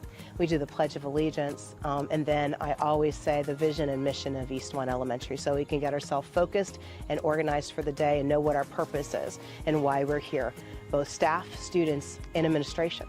As a building administrator, it is critical and very important that you make yourself visible so that parents see you, interacting with them and their their kids. It's very critical that they know that you are there for them, providing support, showing them that you do care, greeting them every morning, saying hello. That's a very important part of the job.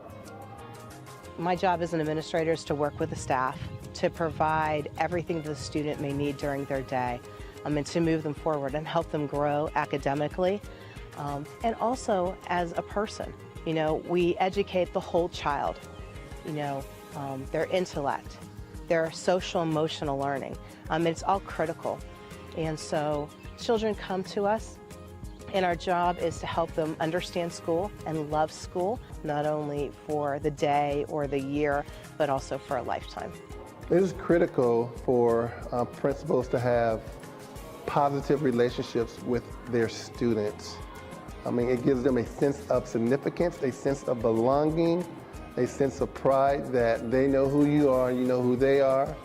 It motivates them, empowers them to want to do well. So when they see you and you're giving them words of wisdom, they want to please. So as a building administrator, those relationships are very important.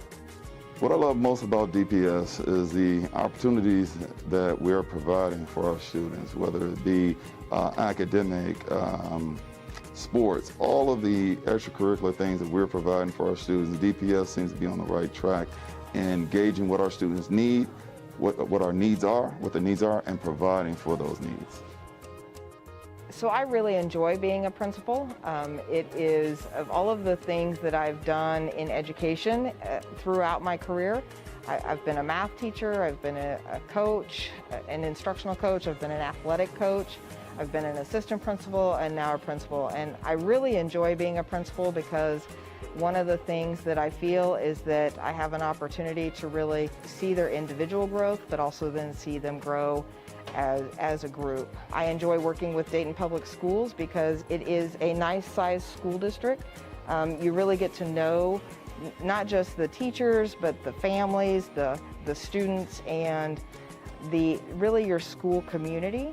I've been able to work with several families through multiple children, and it's just really nice to have that parental contact and to really get to know our parents and work with them and their families to help our students be successful.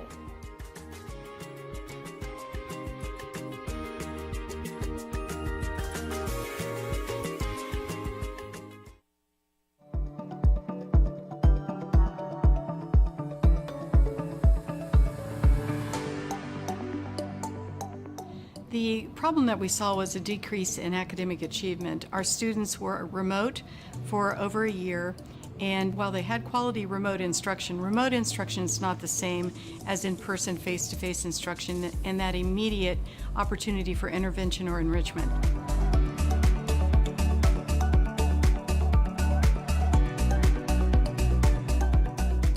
One of the things that we decided to do whenever we received the American Recovery Act money, we decided to put it towards having 2 teachers in every first grade, second grade, third grade classroom. A teacher focuses in on the literacy aspect, or a teacher focuses in on the math. And by doing that, we had a class size reduction model that occurred. So we hired about 100 teachers, put them inside the same classroom, and they teach together. The other thing that we did was we put in paraprofessionals in every 2 kindergarten classrooms, so we would also have class size reduction there and be able to focus and intervene quickly. We focus on reading and math because if a child can learn to read and write and actually do mathematics early on, that opens the door for all the content areas when they reach 4th grade, 5th grade, and 6th grade, where it really becomes very, very stringent and content-based. Our students actually are able to hear better, participate more, and they actually are able to focus in because they're in a smaller group, they aren't distracted, and they're able to have that teacher attention more readily and much more quickly than if they're in a class of 22, 24 students at a time. That teacher can actually go right to them immediately whenever they have a question or concern, and the teacher actually stands right in front of the 10 to 12 students that they teach in that small group.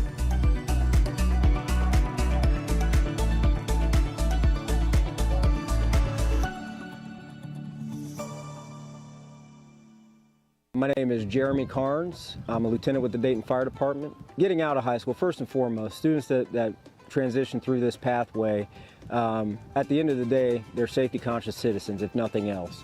Now, career-wise, our students will have the opportunity, they'll have the basic knowledge of firefighting, and they can extend that knowledge at a local community college to get fully certified up to a professional level of level 2 firefighter in the state of Ohio.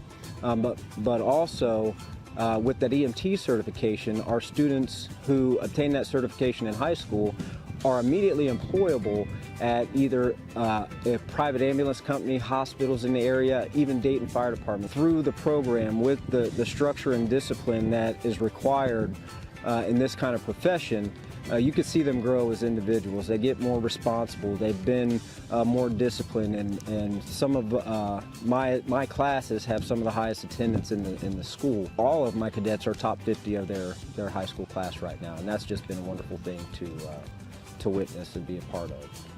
You know, when I first met a lot of these students that are transitioning out of their senior year now, they were just sophomores. And so to watch them grow and mature from their sophomore year through their senior year to where now, after today, they've gone into their first burning building. They've seen everything that they've worked for the last 2 years. I kind of feel, I kind of have that same pride like I have with my kids when my own personal children do something great. I look at these students more as my children, and it just filled with pride when I see them succeed in some of the evolutions that we do. Dr. Lally had the idea. She wanted a fire program at Dayton Public Schools because some of our students had an interest in the fire service and didn't have the opportunity to go to the CTCs or the Ketterings where these programs are locally. So Dr. Lally has been the driving force behind this program since day one, and she has graciously partnered with the Dayton Fire Department, and here I am. That's where the program's foundations were. They lie with Dr. Lally, and we are happy at the Dayton Fire Department. We are happy to assist in making that a dream come true for her. I joined this program my sophomore year, and I joined it because I wanted another option. I wanted to see what it would like to be a firefighter and get the experience, hands-on experience. And one thing I like about it, because we have an EMT program, which we're doing in a couple of days, and we're just learning on how to be a paramedic, and that's what I want to be when I get older. I think this program is beneficial because it gives an opportunity while you're in high school to figure out if this is something that you want to do, and if it is, well, you got hands-on experience while you're still in high school.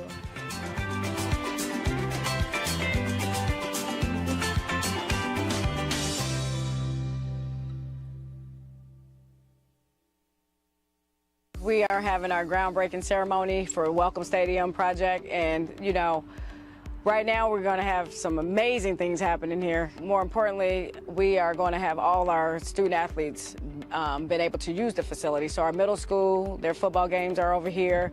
Even our high schools, our soccer games are played here. We have many community members that come through here, 5Ks, they run around the building and they run inside the building. At some point, we want to bring concerts here too. We were intentional with our lighting, so it's not just white lights, but we have color lights too. So the upgrades on our Wi-Fi so that, you know, people can use their electronic devices, and when UD come here, they're not having issues, or any other colleges that may want to use it. We also were intentional with the track with making sure we put our college lines on there too. It's definitely going to be a multi-purpose facility for sure. I think the most exciting thing is just the feel you get when you talk to people about it.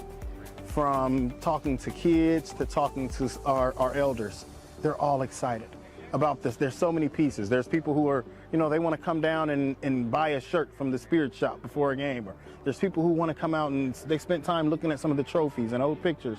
There's people, the kids are like, I can't wait to run on that track and get out on that field. So just knowing that we're doing so much that people are just excited about different pieces, I think that's what makes me excited, is just seeing the excitement in people's faces. It's going to be a magnificent facility.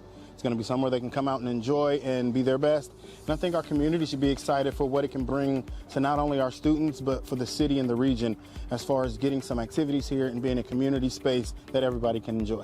The thing that I'm most excited about is just the actual opportunity for our students to play on a high quality field. I come to a lot of football games. I come to soccer games here. Band competitions, whenever there are outside groups that come in, also occur here. and just to have a place that our students are proud of, a place that they'll enjoy playing on, because this is a legacy stadium. I mean, 1949 was when this was built originally, and while it's in okay condition, it's been kept up as much as you can. It's time for a resurfacing, a refacing, a revisioning of what this should look like, and that's what's happening right now. I think that we should all be excited for this upcoming change because it's a reality now. We've talked about it for a few years here whenever I've been the superintendent, but it's a reality now, and I know other people have talked about it for years and years and years. It's reality. Today, it's the beginning.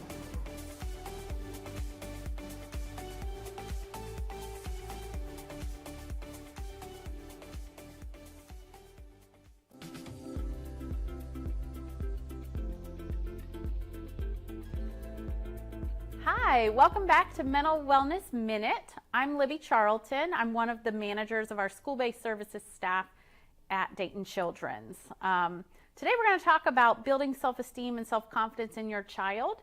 Before we get to that, we'll recap just a little bit about what is mental wellness. So, mental wellness is essentially how we respond to life's ups and downs. It includes how a person thinks, handles their emotions, and acts. Various stressors have been affecting our students, and really all of us, such as COVID, the school changes and disruptions. For our students, some of them are behind in academics, also behind in that social emotional learning piece that has just been missed over the past couple years. Overall, a lot of us have just a reduced tolerance for things that aren't going our way. So how is that affecting our self-esteem and self-confidence? Are they the same thing? So today, that's what we're going to talk about. We're going to talk about, are self-esteem and self-confidence the same thing? How can I tell if my child is struggling in one or both of these areas? In this Mental Wellness Minute, I'm going to share a bit about the differences, how you as a parent or caregiver can help build and support your child to have healthy self-esteem and self-confidence. So let's get started.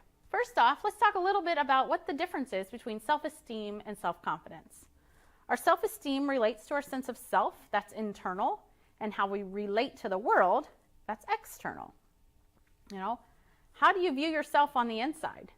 This helps guide our thoughts, feelings, behaviors, how we experience and interact with one another. Our self-esteem is often built through close relationships. Our friends, our family, people that are in our own home, people that we're around a whole lot. You know, so what's self-confidence? Well, that's a measure of our own belief in our own abilities. Our self-confidence is rooted in competence. As a child goes through different challenges and situations, when they can succeed through these difficulties, that builds competence and confidence.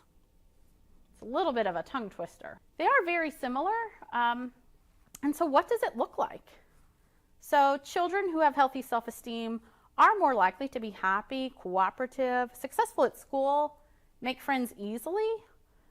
They're more likely to cope with stressors effectively, and they can handle disappointments and failures in a more constructive manner.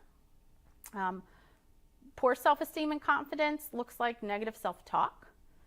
Maybe these students are giving up easily, more reluctant to try new things.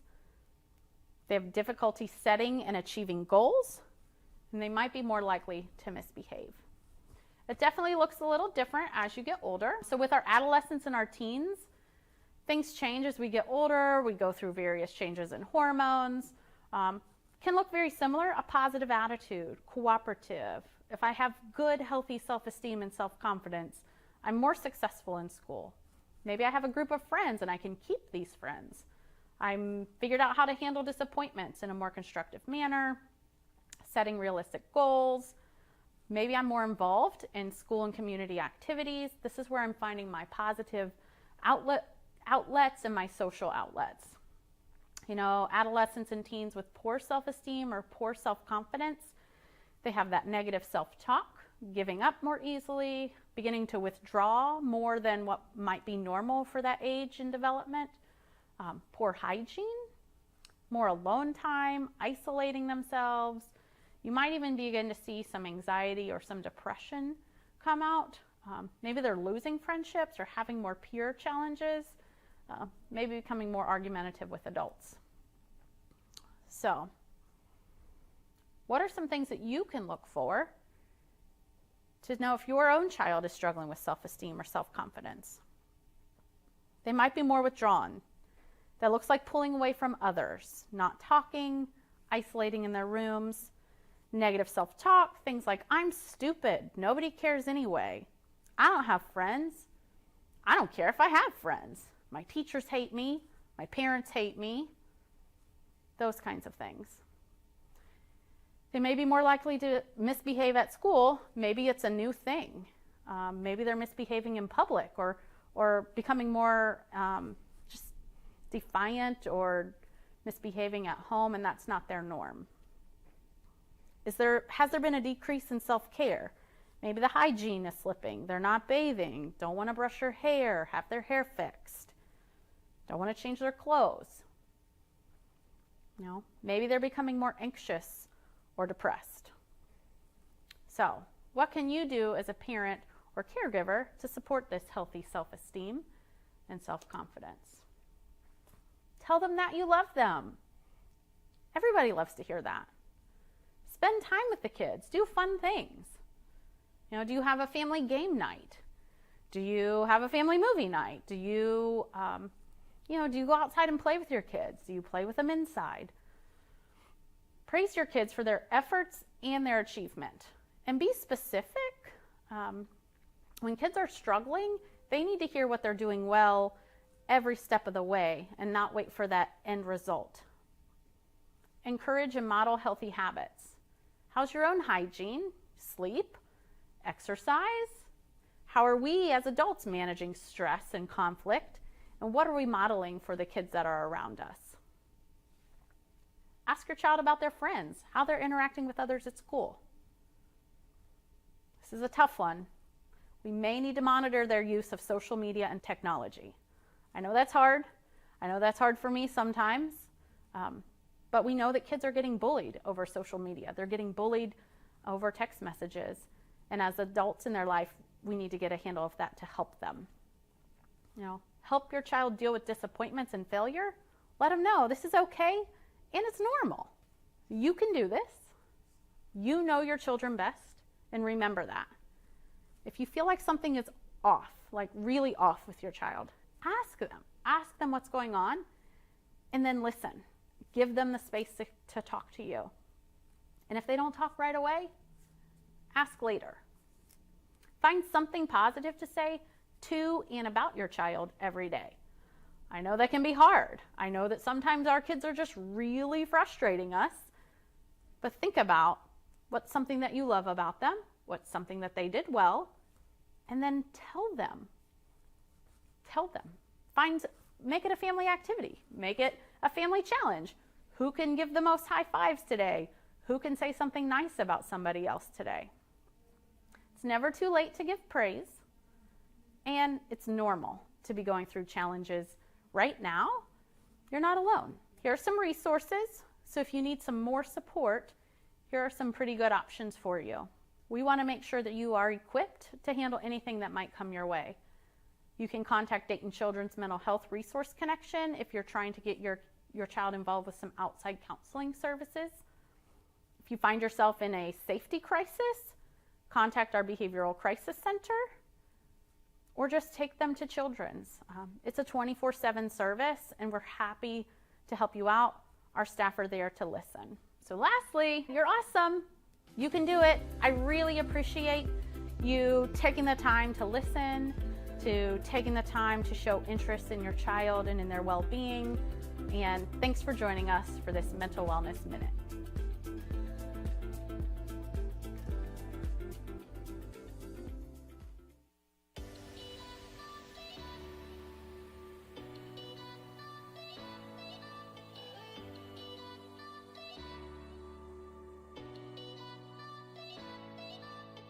Hey you guys, I'm Wham Middleton. Too Tall Winston. And we're with the world famous Harlem Globetrotters here at Belmont High School.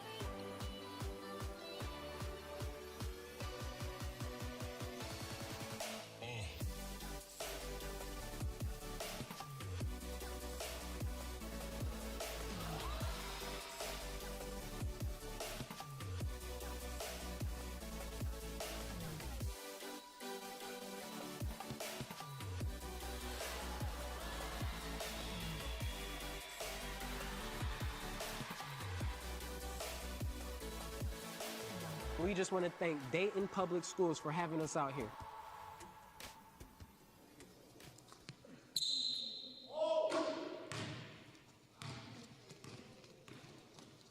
Come on now. My name is Jacqueline Rutterow. I'm Senior Director of School Programs for Save the Music Foundation.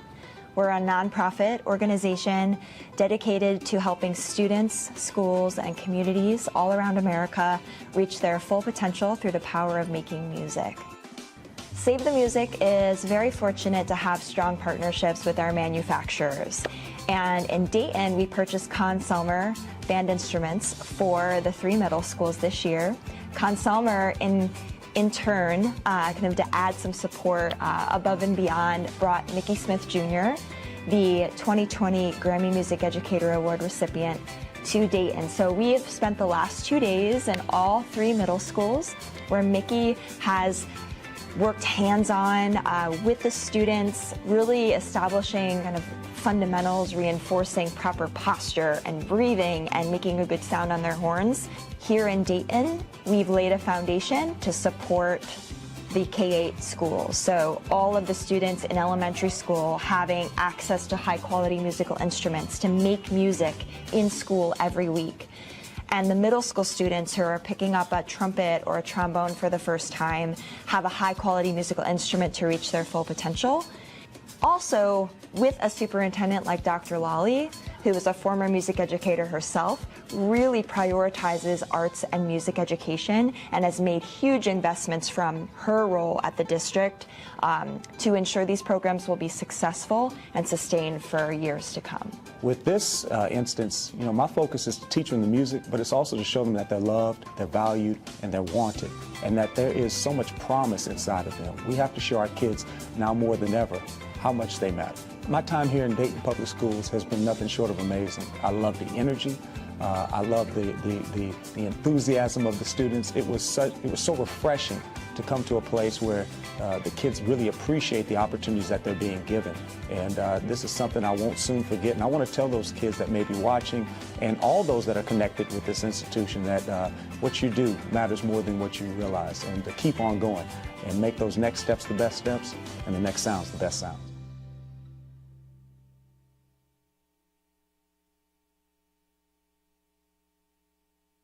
Everything we're teaching in music in Dayton Public Schools goes towards the whole child. So we're helping people, kids not just be better musicians, but be just better people. The skills we're teaching really go to increase literacy with our early learners. We are, just teaching how to focus, how to learn, the actual ability to learn new skills, whether it's literacy, math, social studies, music, art, PE, really any of those. I think this is awesome. The crowd today amazed me. I didn't know how many people would show up. The children showed up, and then their parents showed up, and some of them even came up and said, thank you for doing this. So this is our first adventure out in public since COVID. So we are thrilled that we can stand here and present this. We have an incredibly talented group of kids here in Dayton Public Schools, and today's just a great chance to celebrate those talents that those kids have. If we catch them right in kinder and first grade, we can do a lot of good work. Hi, my name is Dr. Nikki. I am an educator. I work with teachers and kids around the country, and I write a lot of books. I've been working in classrooms doing guided math as well as looking at energizers. And because there's so much research that says kindergarten, first grade, all of that math is foundational to reading and to math. There's long-term studies that look at what kids were doing in kindergarten with math. It's so important for kids to build number sense and understand how to play with numbers, especially at an early age, so that they understand that math is about thinking, not just getting answers. I'm Dr. Allison Mello, and I'm a former assistant superintendent, former math specialist, classroom teacher, and curriculum director, and now I'm a full-time math consultant. I'm really excited to be in Dayton Public Schools and working with the classroom teachers, showing them some different routines to get kids excited about learning math. Going into the schools, I see teachers that are enthusiastic, that are ready to learn, that are already doing wonderful things, and that are trying to improve their practice. So my time here at Dayton Public has been wonderful because I love working with teachers and students.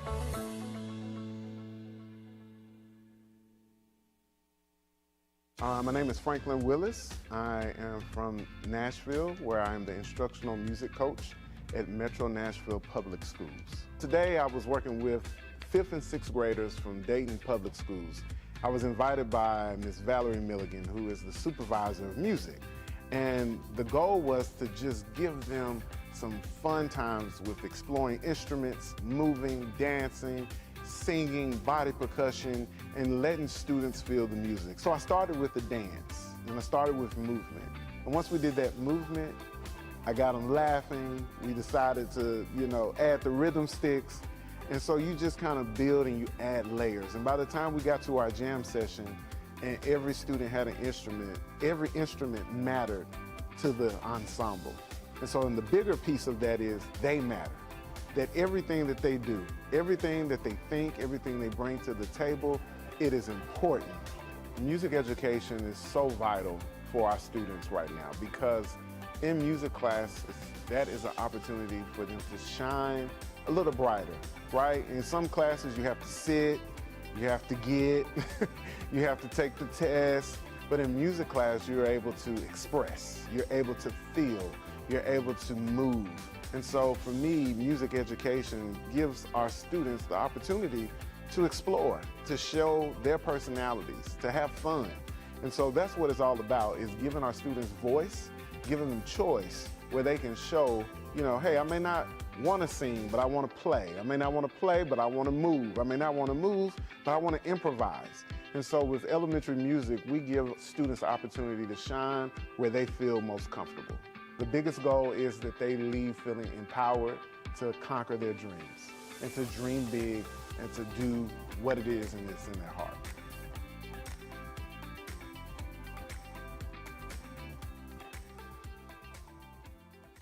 So this is the game design programming pathway. A lot of it involves some basic, like your basic programming class, your game design class, the IT career field, and then the programming career field is never ending. So, I mean, there's so many opportunities career-wise that kids can really look into and then build upon and get certifications in here to help when they leave here, they're better prepared, and then resume builders are, I mean, they can have as many as they want when it comes to certification, and that looks phenomenal for them.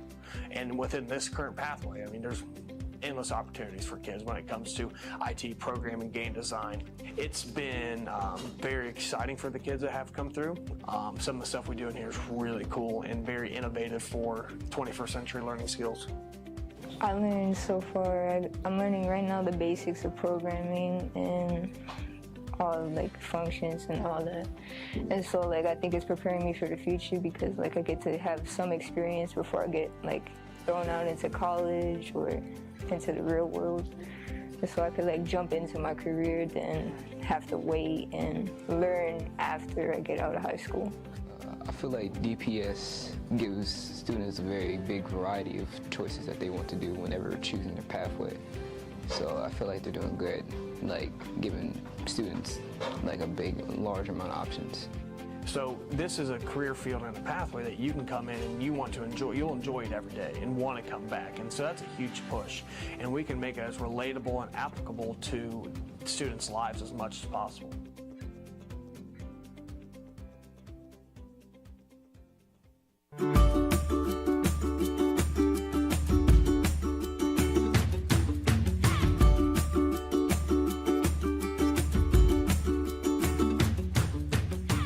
So in Dayton Public Schools, we're really happy to have Project Lead the Way, which is sort of a nationwide STEM program. They've got a whole bunch of different STEM classes, and our goal, we call it Gateway. It's a gateway to high school, right? So we're trying to get kids excited and interested in these different STEM areas, right? Whether it's robotics or engineering or whatever it is. And it doesn't matter exactly what they're doing here. They're learning those skills that you talked about, the 21st century skills, right?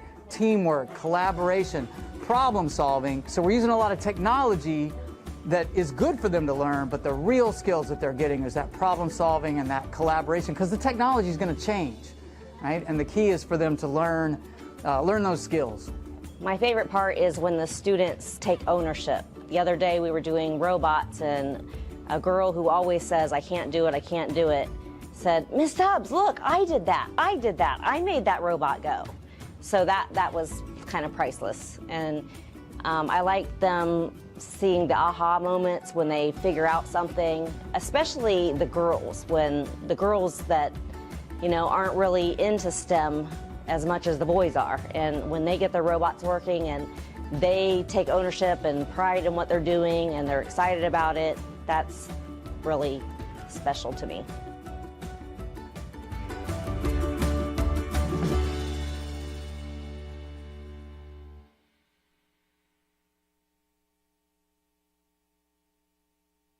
Project Surge is a transition to work program for young adults with disabilities. It is a unique program that is 1 school year in length. During that time, the students will participate in 3 targeted internships based on their interests and strengths.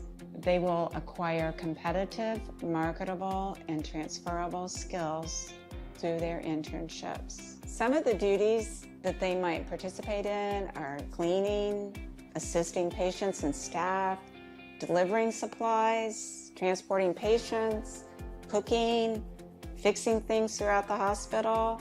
And then through these tasks, they learn valuable life skills such as how to handle constructive criticism, teamwork, appropriate communication for the workplace, critical thinking. If a student is committed to finding competitive employment, they will have a job when they are completed with this program.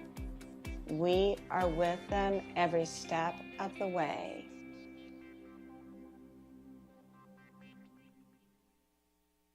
My name is Richard Rayford. I am the Senior Executive Director for Dayton Public Schools. So our staff has a very important role into education, which they make sure that the buildings are clean for the students, which helps them to focus more on the education part of school, so they have a better opportunity to learn. DPS has had a huge impact on my family. I've actually had 4 children that graduated from DPS who are successful. 2 are nursed, and 1 is a semi-driver for a big company. I've also had probably 10 nieces and nephews that has attended DPS as well, and I currently have probably about 7 great nieces and nephews that attend Dayton Public Schools. And I enjoy coming into the schools when I see their smiling faces, and they like to see their uncle come in and talk to them and try to help them to gain a better path for their education. Personally, DPS has impacted me both professionally and personally, and I enjoy the opportunity that it has provided. If you enjoy contributing to the education of children, this is a great place to start. There's an opportunity for growth in your success.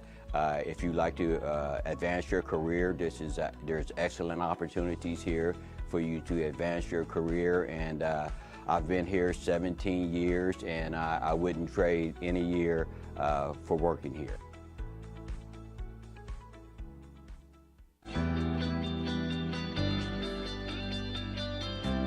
I'm Mr. Frank. And I'm Folksy. And we are Science Saturdays.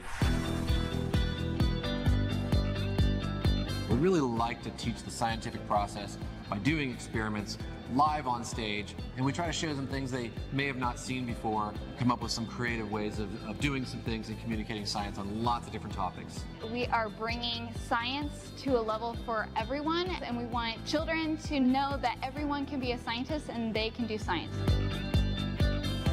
It's not scary, and it's easy, and it's fun. Hey everybody, we're Science Saturdays, and you can come find us on September 10th or November 12th at 9:30 a.m. at the Engineers Club of Dayton. And if you want more information, you can find us on Facebook or Twitter at ScienceSat.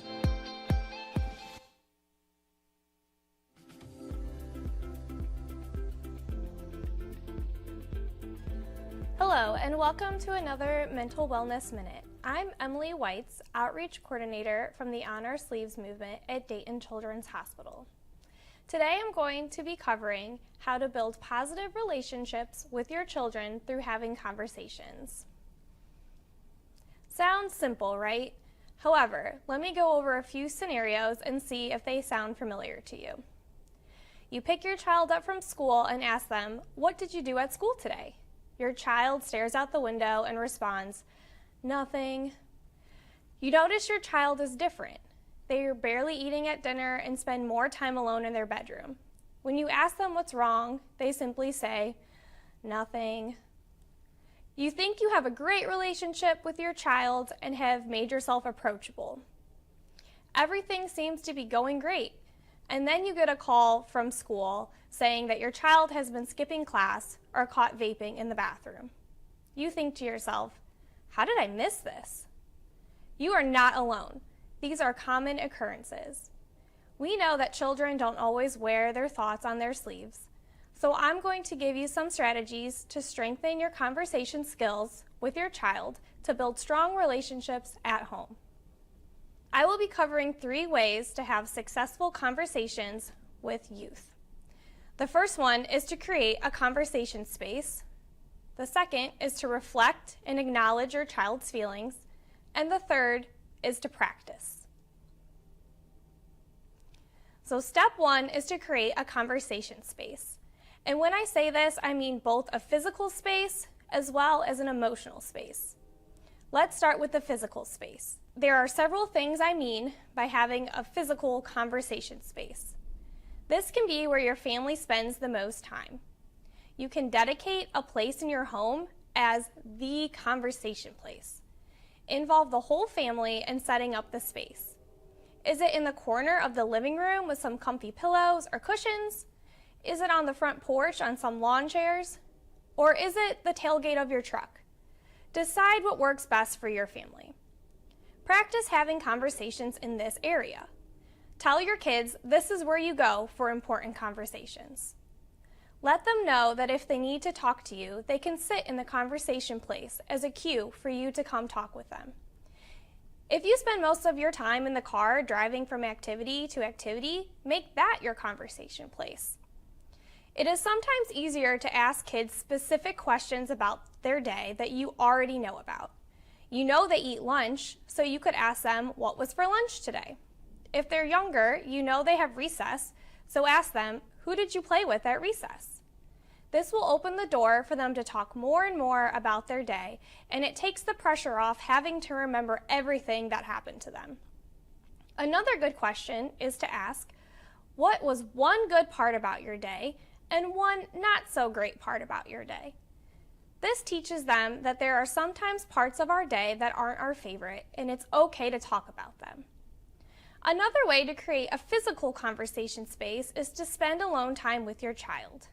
When you spend alone time with your child, it makes it more normal to have one-on-one conversations. They will feel less intimidated because being alone with you is part of their normal routine. This will also give them a chance to bring something up to you that they don't want another sibling to overhear. One last strategy is to go to their space where they feel safe and comfortable and just let them talk. Sit next to their bed before they go to sleep at night and just listen. Just be there. There are also ways to create an emotional space for conversations. Practice using open-ended questions. How did that make you feel? What do you think about that? Take your parent fix-it cap off and just listen to them.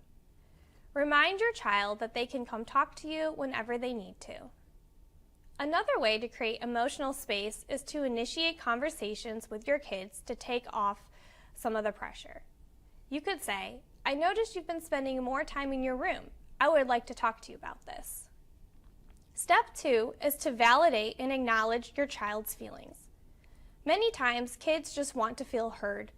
Listen to what your child is saying and reflect by acknowledging their feelings. Ask them if they would like you to simply listen or if they want your advice. Reflect back what they are saying. For example, if they're talking about a fight with a friend, you could say, "It sounds like you are getting upset that you got into a fight with your friend." Validate their feelings and give them space to explain what happened. Another example, if they open up about failing a test, take a moment to reflect that back to them. You could say, "It sounds like that was a difficult test," instead of saying, "Did you study enough?" and going straight to making a game plan for the next time or giving a consequence. Some more examples on this slide are, "That must have been really difficult. How are you feeling?" "How can I help?" "Thanks for sharing. Let's make a plan together." Step 3 is to practice, practice, practice. No one expects you to be a conversational expert right away. It takes practice. Here are some ways for both you and your child to practice your conversation skills together. Commit to having 3 screen-free meals a week. Ask 1 fun question each car ride. Spend 1 hour a week individually with your child without technology. Don't be afraid to make mistakes, and download the conversation starter sheet and use them during your 3 screen-free meals. Okay, so you're probably saying to yourself, "Thanks for all these tips, but what about the tough stuff? How do I talk to my kids about more difficult topics?" Well, the more we practice everyday conversation, the more comfortable it will be for both you and your child to talk about more difficult topics. Don't get me wrong, it will still feel uncomfortable at times, but at least you will be going into it with a strong foundation. Practicing conversation will also make it more likely that your child will come talk to you about the following topics: relationships, academic successes and struggles, problems with peers at school, sexual behavior or identity, substance use, future plans or goals, death of a family member, stressful current events, anxiety, depression, or other mental health challenges. So now it's time to take the challenge. Set up space both physically and emotionally to have conversations with your child. Practice acknowledging your child's feelings at least once a day. Commit to having 3 screen-free meals a week. And if you have a busy teenager involved in lots of activities, maybe think about waking up and doing breakfast with them instead of dinner. You can also join the Honor Sleeves movement for more tips and strategies. When it comes time to have difficult conversations with your child and you need some additional information or support, check out the Honor Sleeves movement. Honor Sleeves provides free educational materials to adults on childhood mental health topics. When you join the movement, you'll receive emails on different child mental health topics. Sometimes you will receive an activity to print off and use with your child. Other times, you will receive an article about a mental health topic. You can use the QR code on this slide or go to childrensdayton.org/honorsleeves/join to join today. This is also where you can get the conversation starters I spoke about earlier. This is a list of questions that you can print off and cut out and put into a bowl or a cup or a hat and pass around the dinner table, use in your conversation place, or use in the car. Thank you so much for your time. It's clear that you are a caring parent that wants to help your child in the best way possible. Have a great day.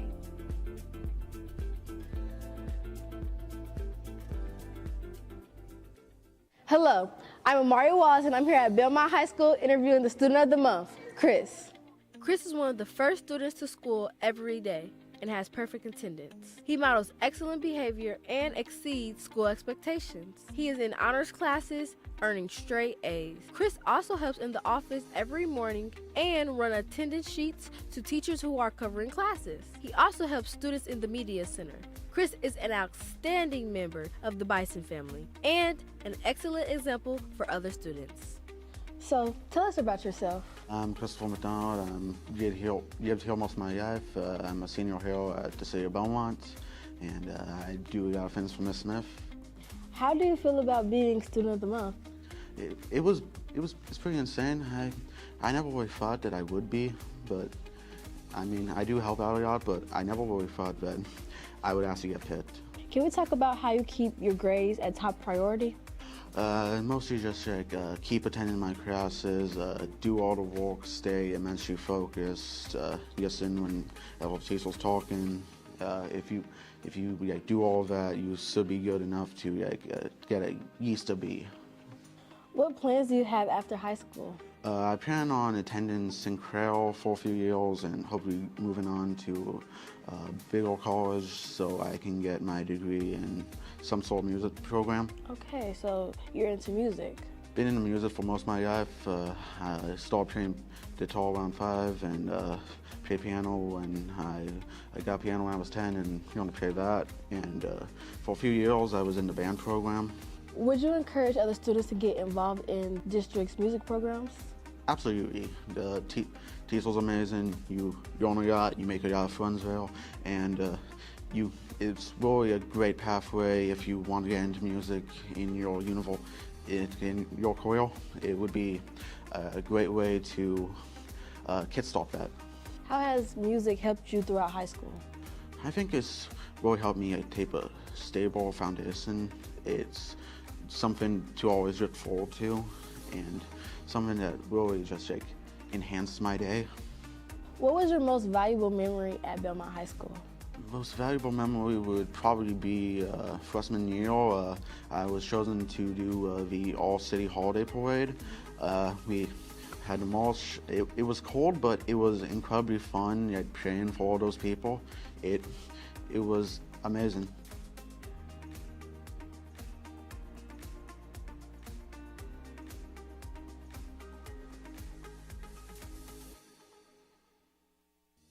Hello, I'm Amaria Waz, and we're here at Fairview Elementary School interviewing the Student of the Month, Amima. Amima has assisted teachers in translating for various students around school. She always helps with a smile and is very patient. She's helpful in the classroom even without anyone asking. She is the class messenger and handles the job well. She is at school every day and in uniform. She is kind to others and always respectful. Tell us your name and who you are. My name is Amima, and I'm a 6th grader at Fairview. Okay, congratulations on being Student of the Month. Thank you. Tell me how you started helping teachers by translating for students. I was in 4th grade. There was this kid doesn't know English, and my teacher said, can you go help him? And I said, yeah, because I knew English and Swahili at the same time. Okay, what languages do you speak? Kinyarwanda, English, Swahili, and a lot more. Okay, what's your primary language? Swahili. Okay. Tell me about your family. I have 4 sisters and 3 brothers. My dad is from Uganda, and my mom is from Congo. And I have more family in Africa, but they're about to come this week. Are you from Uganda too? Mm-hmm. When did you come to the United States? I cannot remember, but like 5. About 5. Okay. How do you feel about being named Student of the Month? Great. What was your first reaction? I was happy and scared. Happy and nervous, okay. What do you like about being a Dayton Public School student? They took me in a group. They started teaching me how to say English because I didn't know how to speak English. And they started teaching me how to read, which I'm kind of good at now. What do you want to be when you get older? A dancer. Dancer? What kind of dancer? Any dancer. A dancer. What kind of dancing do you do now? African. African. Okay.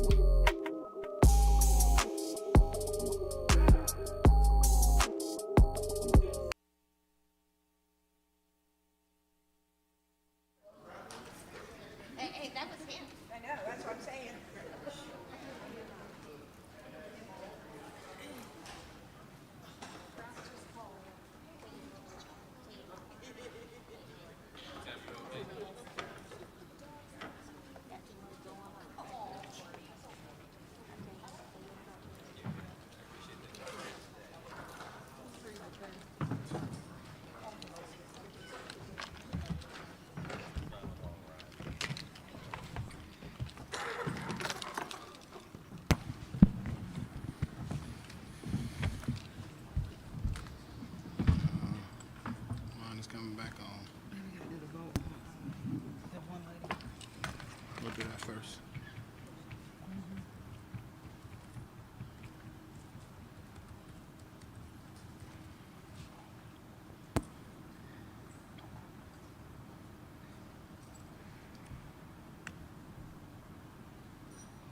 We're waiting. How about those Reds? Ellie De La Cruz.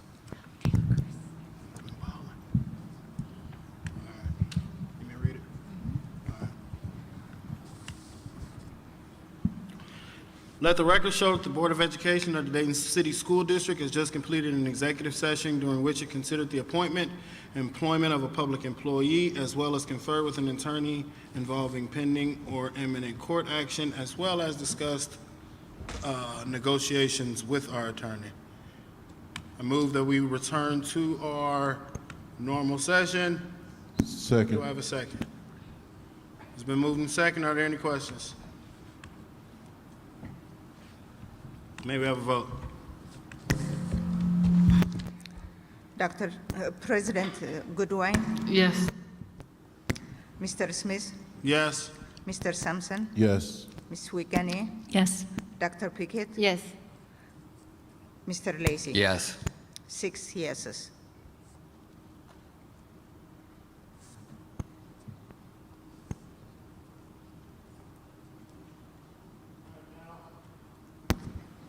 Now I'd like to move that we vote on HR item 42, which was pulled earlier.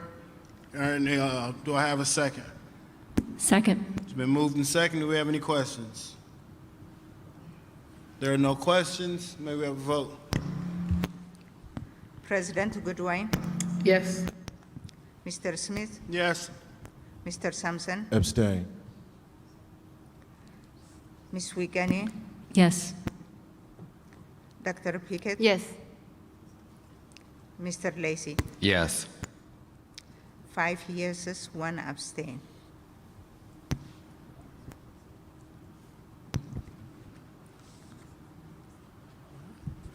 Now I would like to make a motion to the board to appoint Dr. David Lawrence as our interim superintendent. Do I have a second? Second. It's been moved and second. Do we have any questions on the motion? I don't have questions, but I do have a comment. Yes, ma'am. Thank you. I just want to make sure that everybody understands that there are people who apply for this position, both internally and externally, and we are not going to look at any of those applications, and we're moving forward. That's all I wanted to say. Thank you. Are there any other questions or comments? Mrs. Sampson.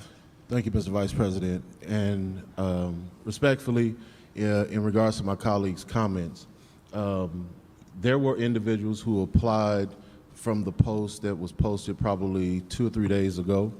However, there are many of my colleagues who believe that due to the urgency of the matter, that school begins in 23 days, that we owe it to our community, this district, our administrators, our educators, that someone is in position to help navigate during these difficult times. So I respectfully accept the comment of my colleague, but I wanted the community to understand why we believe that this matter needs to be addressed tonight. Thank you. Are there any other comments? I would like to add that we are in a situation that we are not often in. And I think when you're in situations such as this, sometimes we do have to act in extreme urgency. We have been placed in this situation. I won't sugarcoat that. We've been placed in a situation where we're in need of leadership. And when I say leadership, I mean leadership from everywhere in this district. I want everybody in this district to understand that when they wake up tomorrow, that we have just a few weeks before we start this school year. We have principals that have already been in their buildings. They're getting their schools together. We have teachers that we are still trying to actively get. We have bus drivers. We have paras. We have employees across this district that need to know that someone is in charge right now. And that is where I stand on this. I do accept, and I will admit there were people that have applied for this. And in my mind, the person that I just put out there as a motion, I think he is the best candidate of the people that I have saw. I think to have somebody who's internally here right now from this district, part of this district, to help, not run things completely, not to be a dictator to come in, but to assist. And I think that is what this district needs as we still search for our superintendent, because I want to make it clear we have not named and we're not voting to have a final superintendent or to finalize anything like that. But we do need an interim right now because we have been placed in the situation where we need an interim by our former superintendent. So now that we are in this position, I think it is incumbent of us to make a decision to move forward and say we work with Dr. Lawrence if he is voted in, and we work with everyone else in this district because we have to move this district forward. We cannot continue to go backwards. So that is all I have. If there are no further comments or questions, may we have a vote? President Goodwin. Abstain. Mr. Smith, Yes. Mr. Sampson, Yes. Ms. Wiegany, Yes. Dr. Pickett, No. Mr. Lacy. Yes. 4 yeses, 1 abstain, 1 no. Motion carries. I'd like to hand it over to Dr. Goodwin. Just one comment, like, congratulations, Dr. Lawrence. We're excited for you to move forward with us. I will say, too, that with this interim appointment, we will also be seeking an interim business manager because our structure has not changed, and similar to our commitment to our academic side, we have an equal commitment to our transportation and operations side that we move strong as a district. So please look out. I mean, they're hearing this right now that, again, we are accepting resumes for an interim business manager in this time period now because Dr. Lawrence will have his hands filled with getting up to speed on what's going on the other side of the house. And with that, I'm going to ask for a motion to adjourn. So moved. Is there a second? Any questions? Seeing none, may we have a vote? Who moved it? I'll give it to Mr. Sampson. He was in such a rush. Second? Mr. Lacy.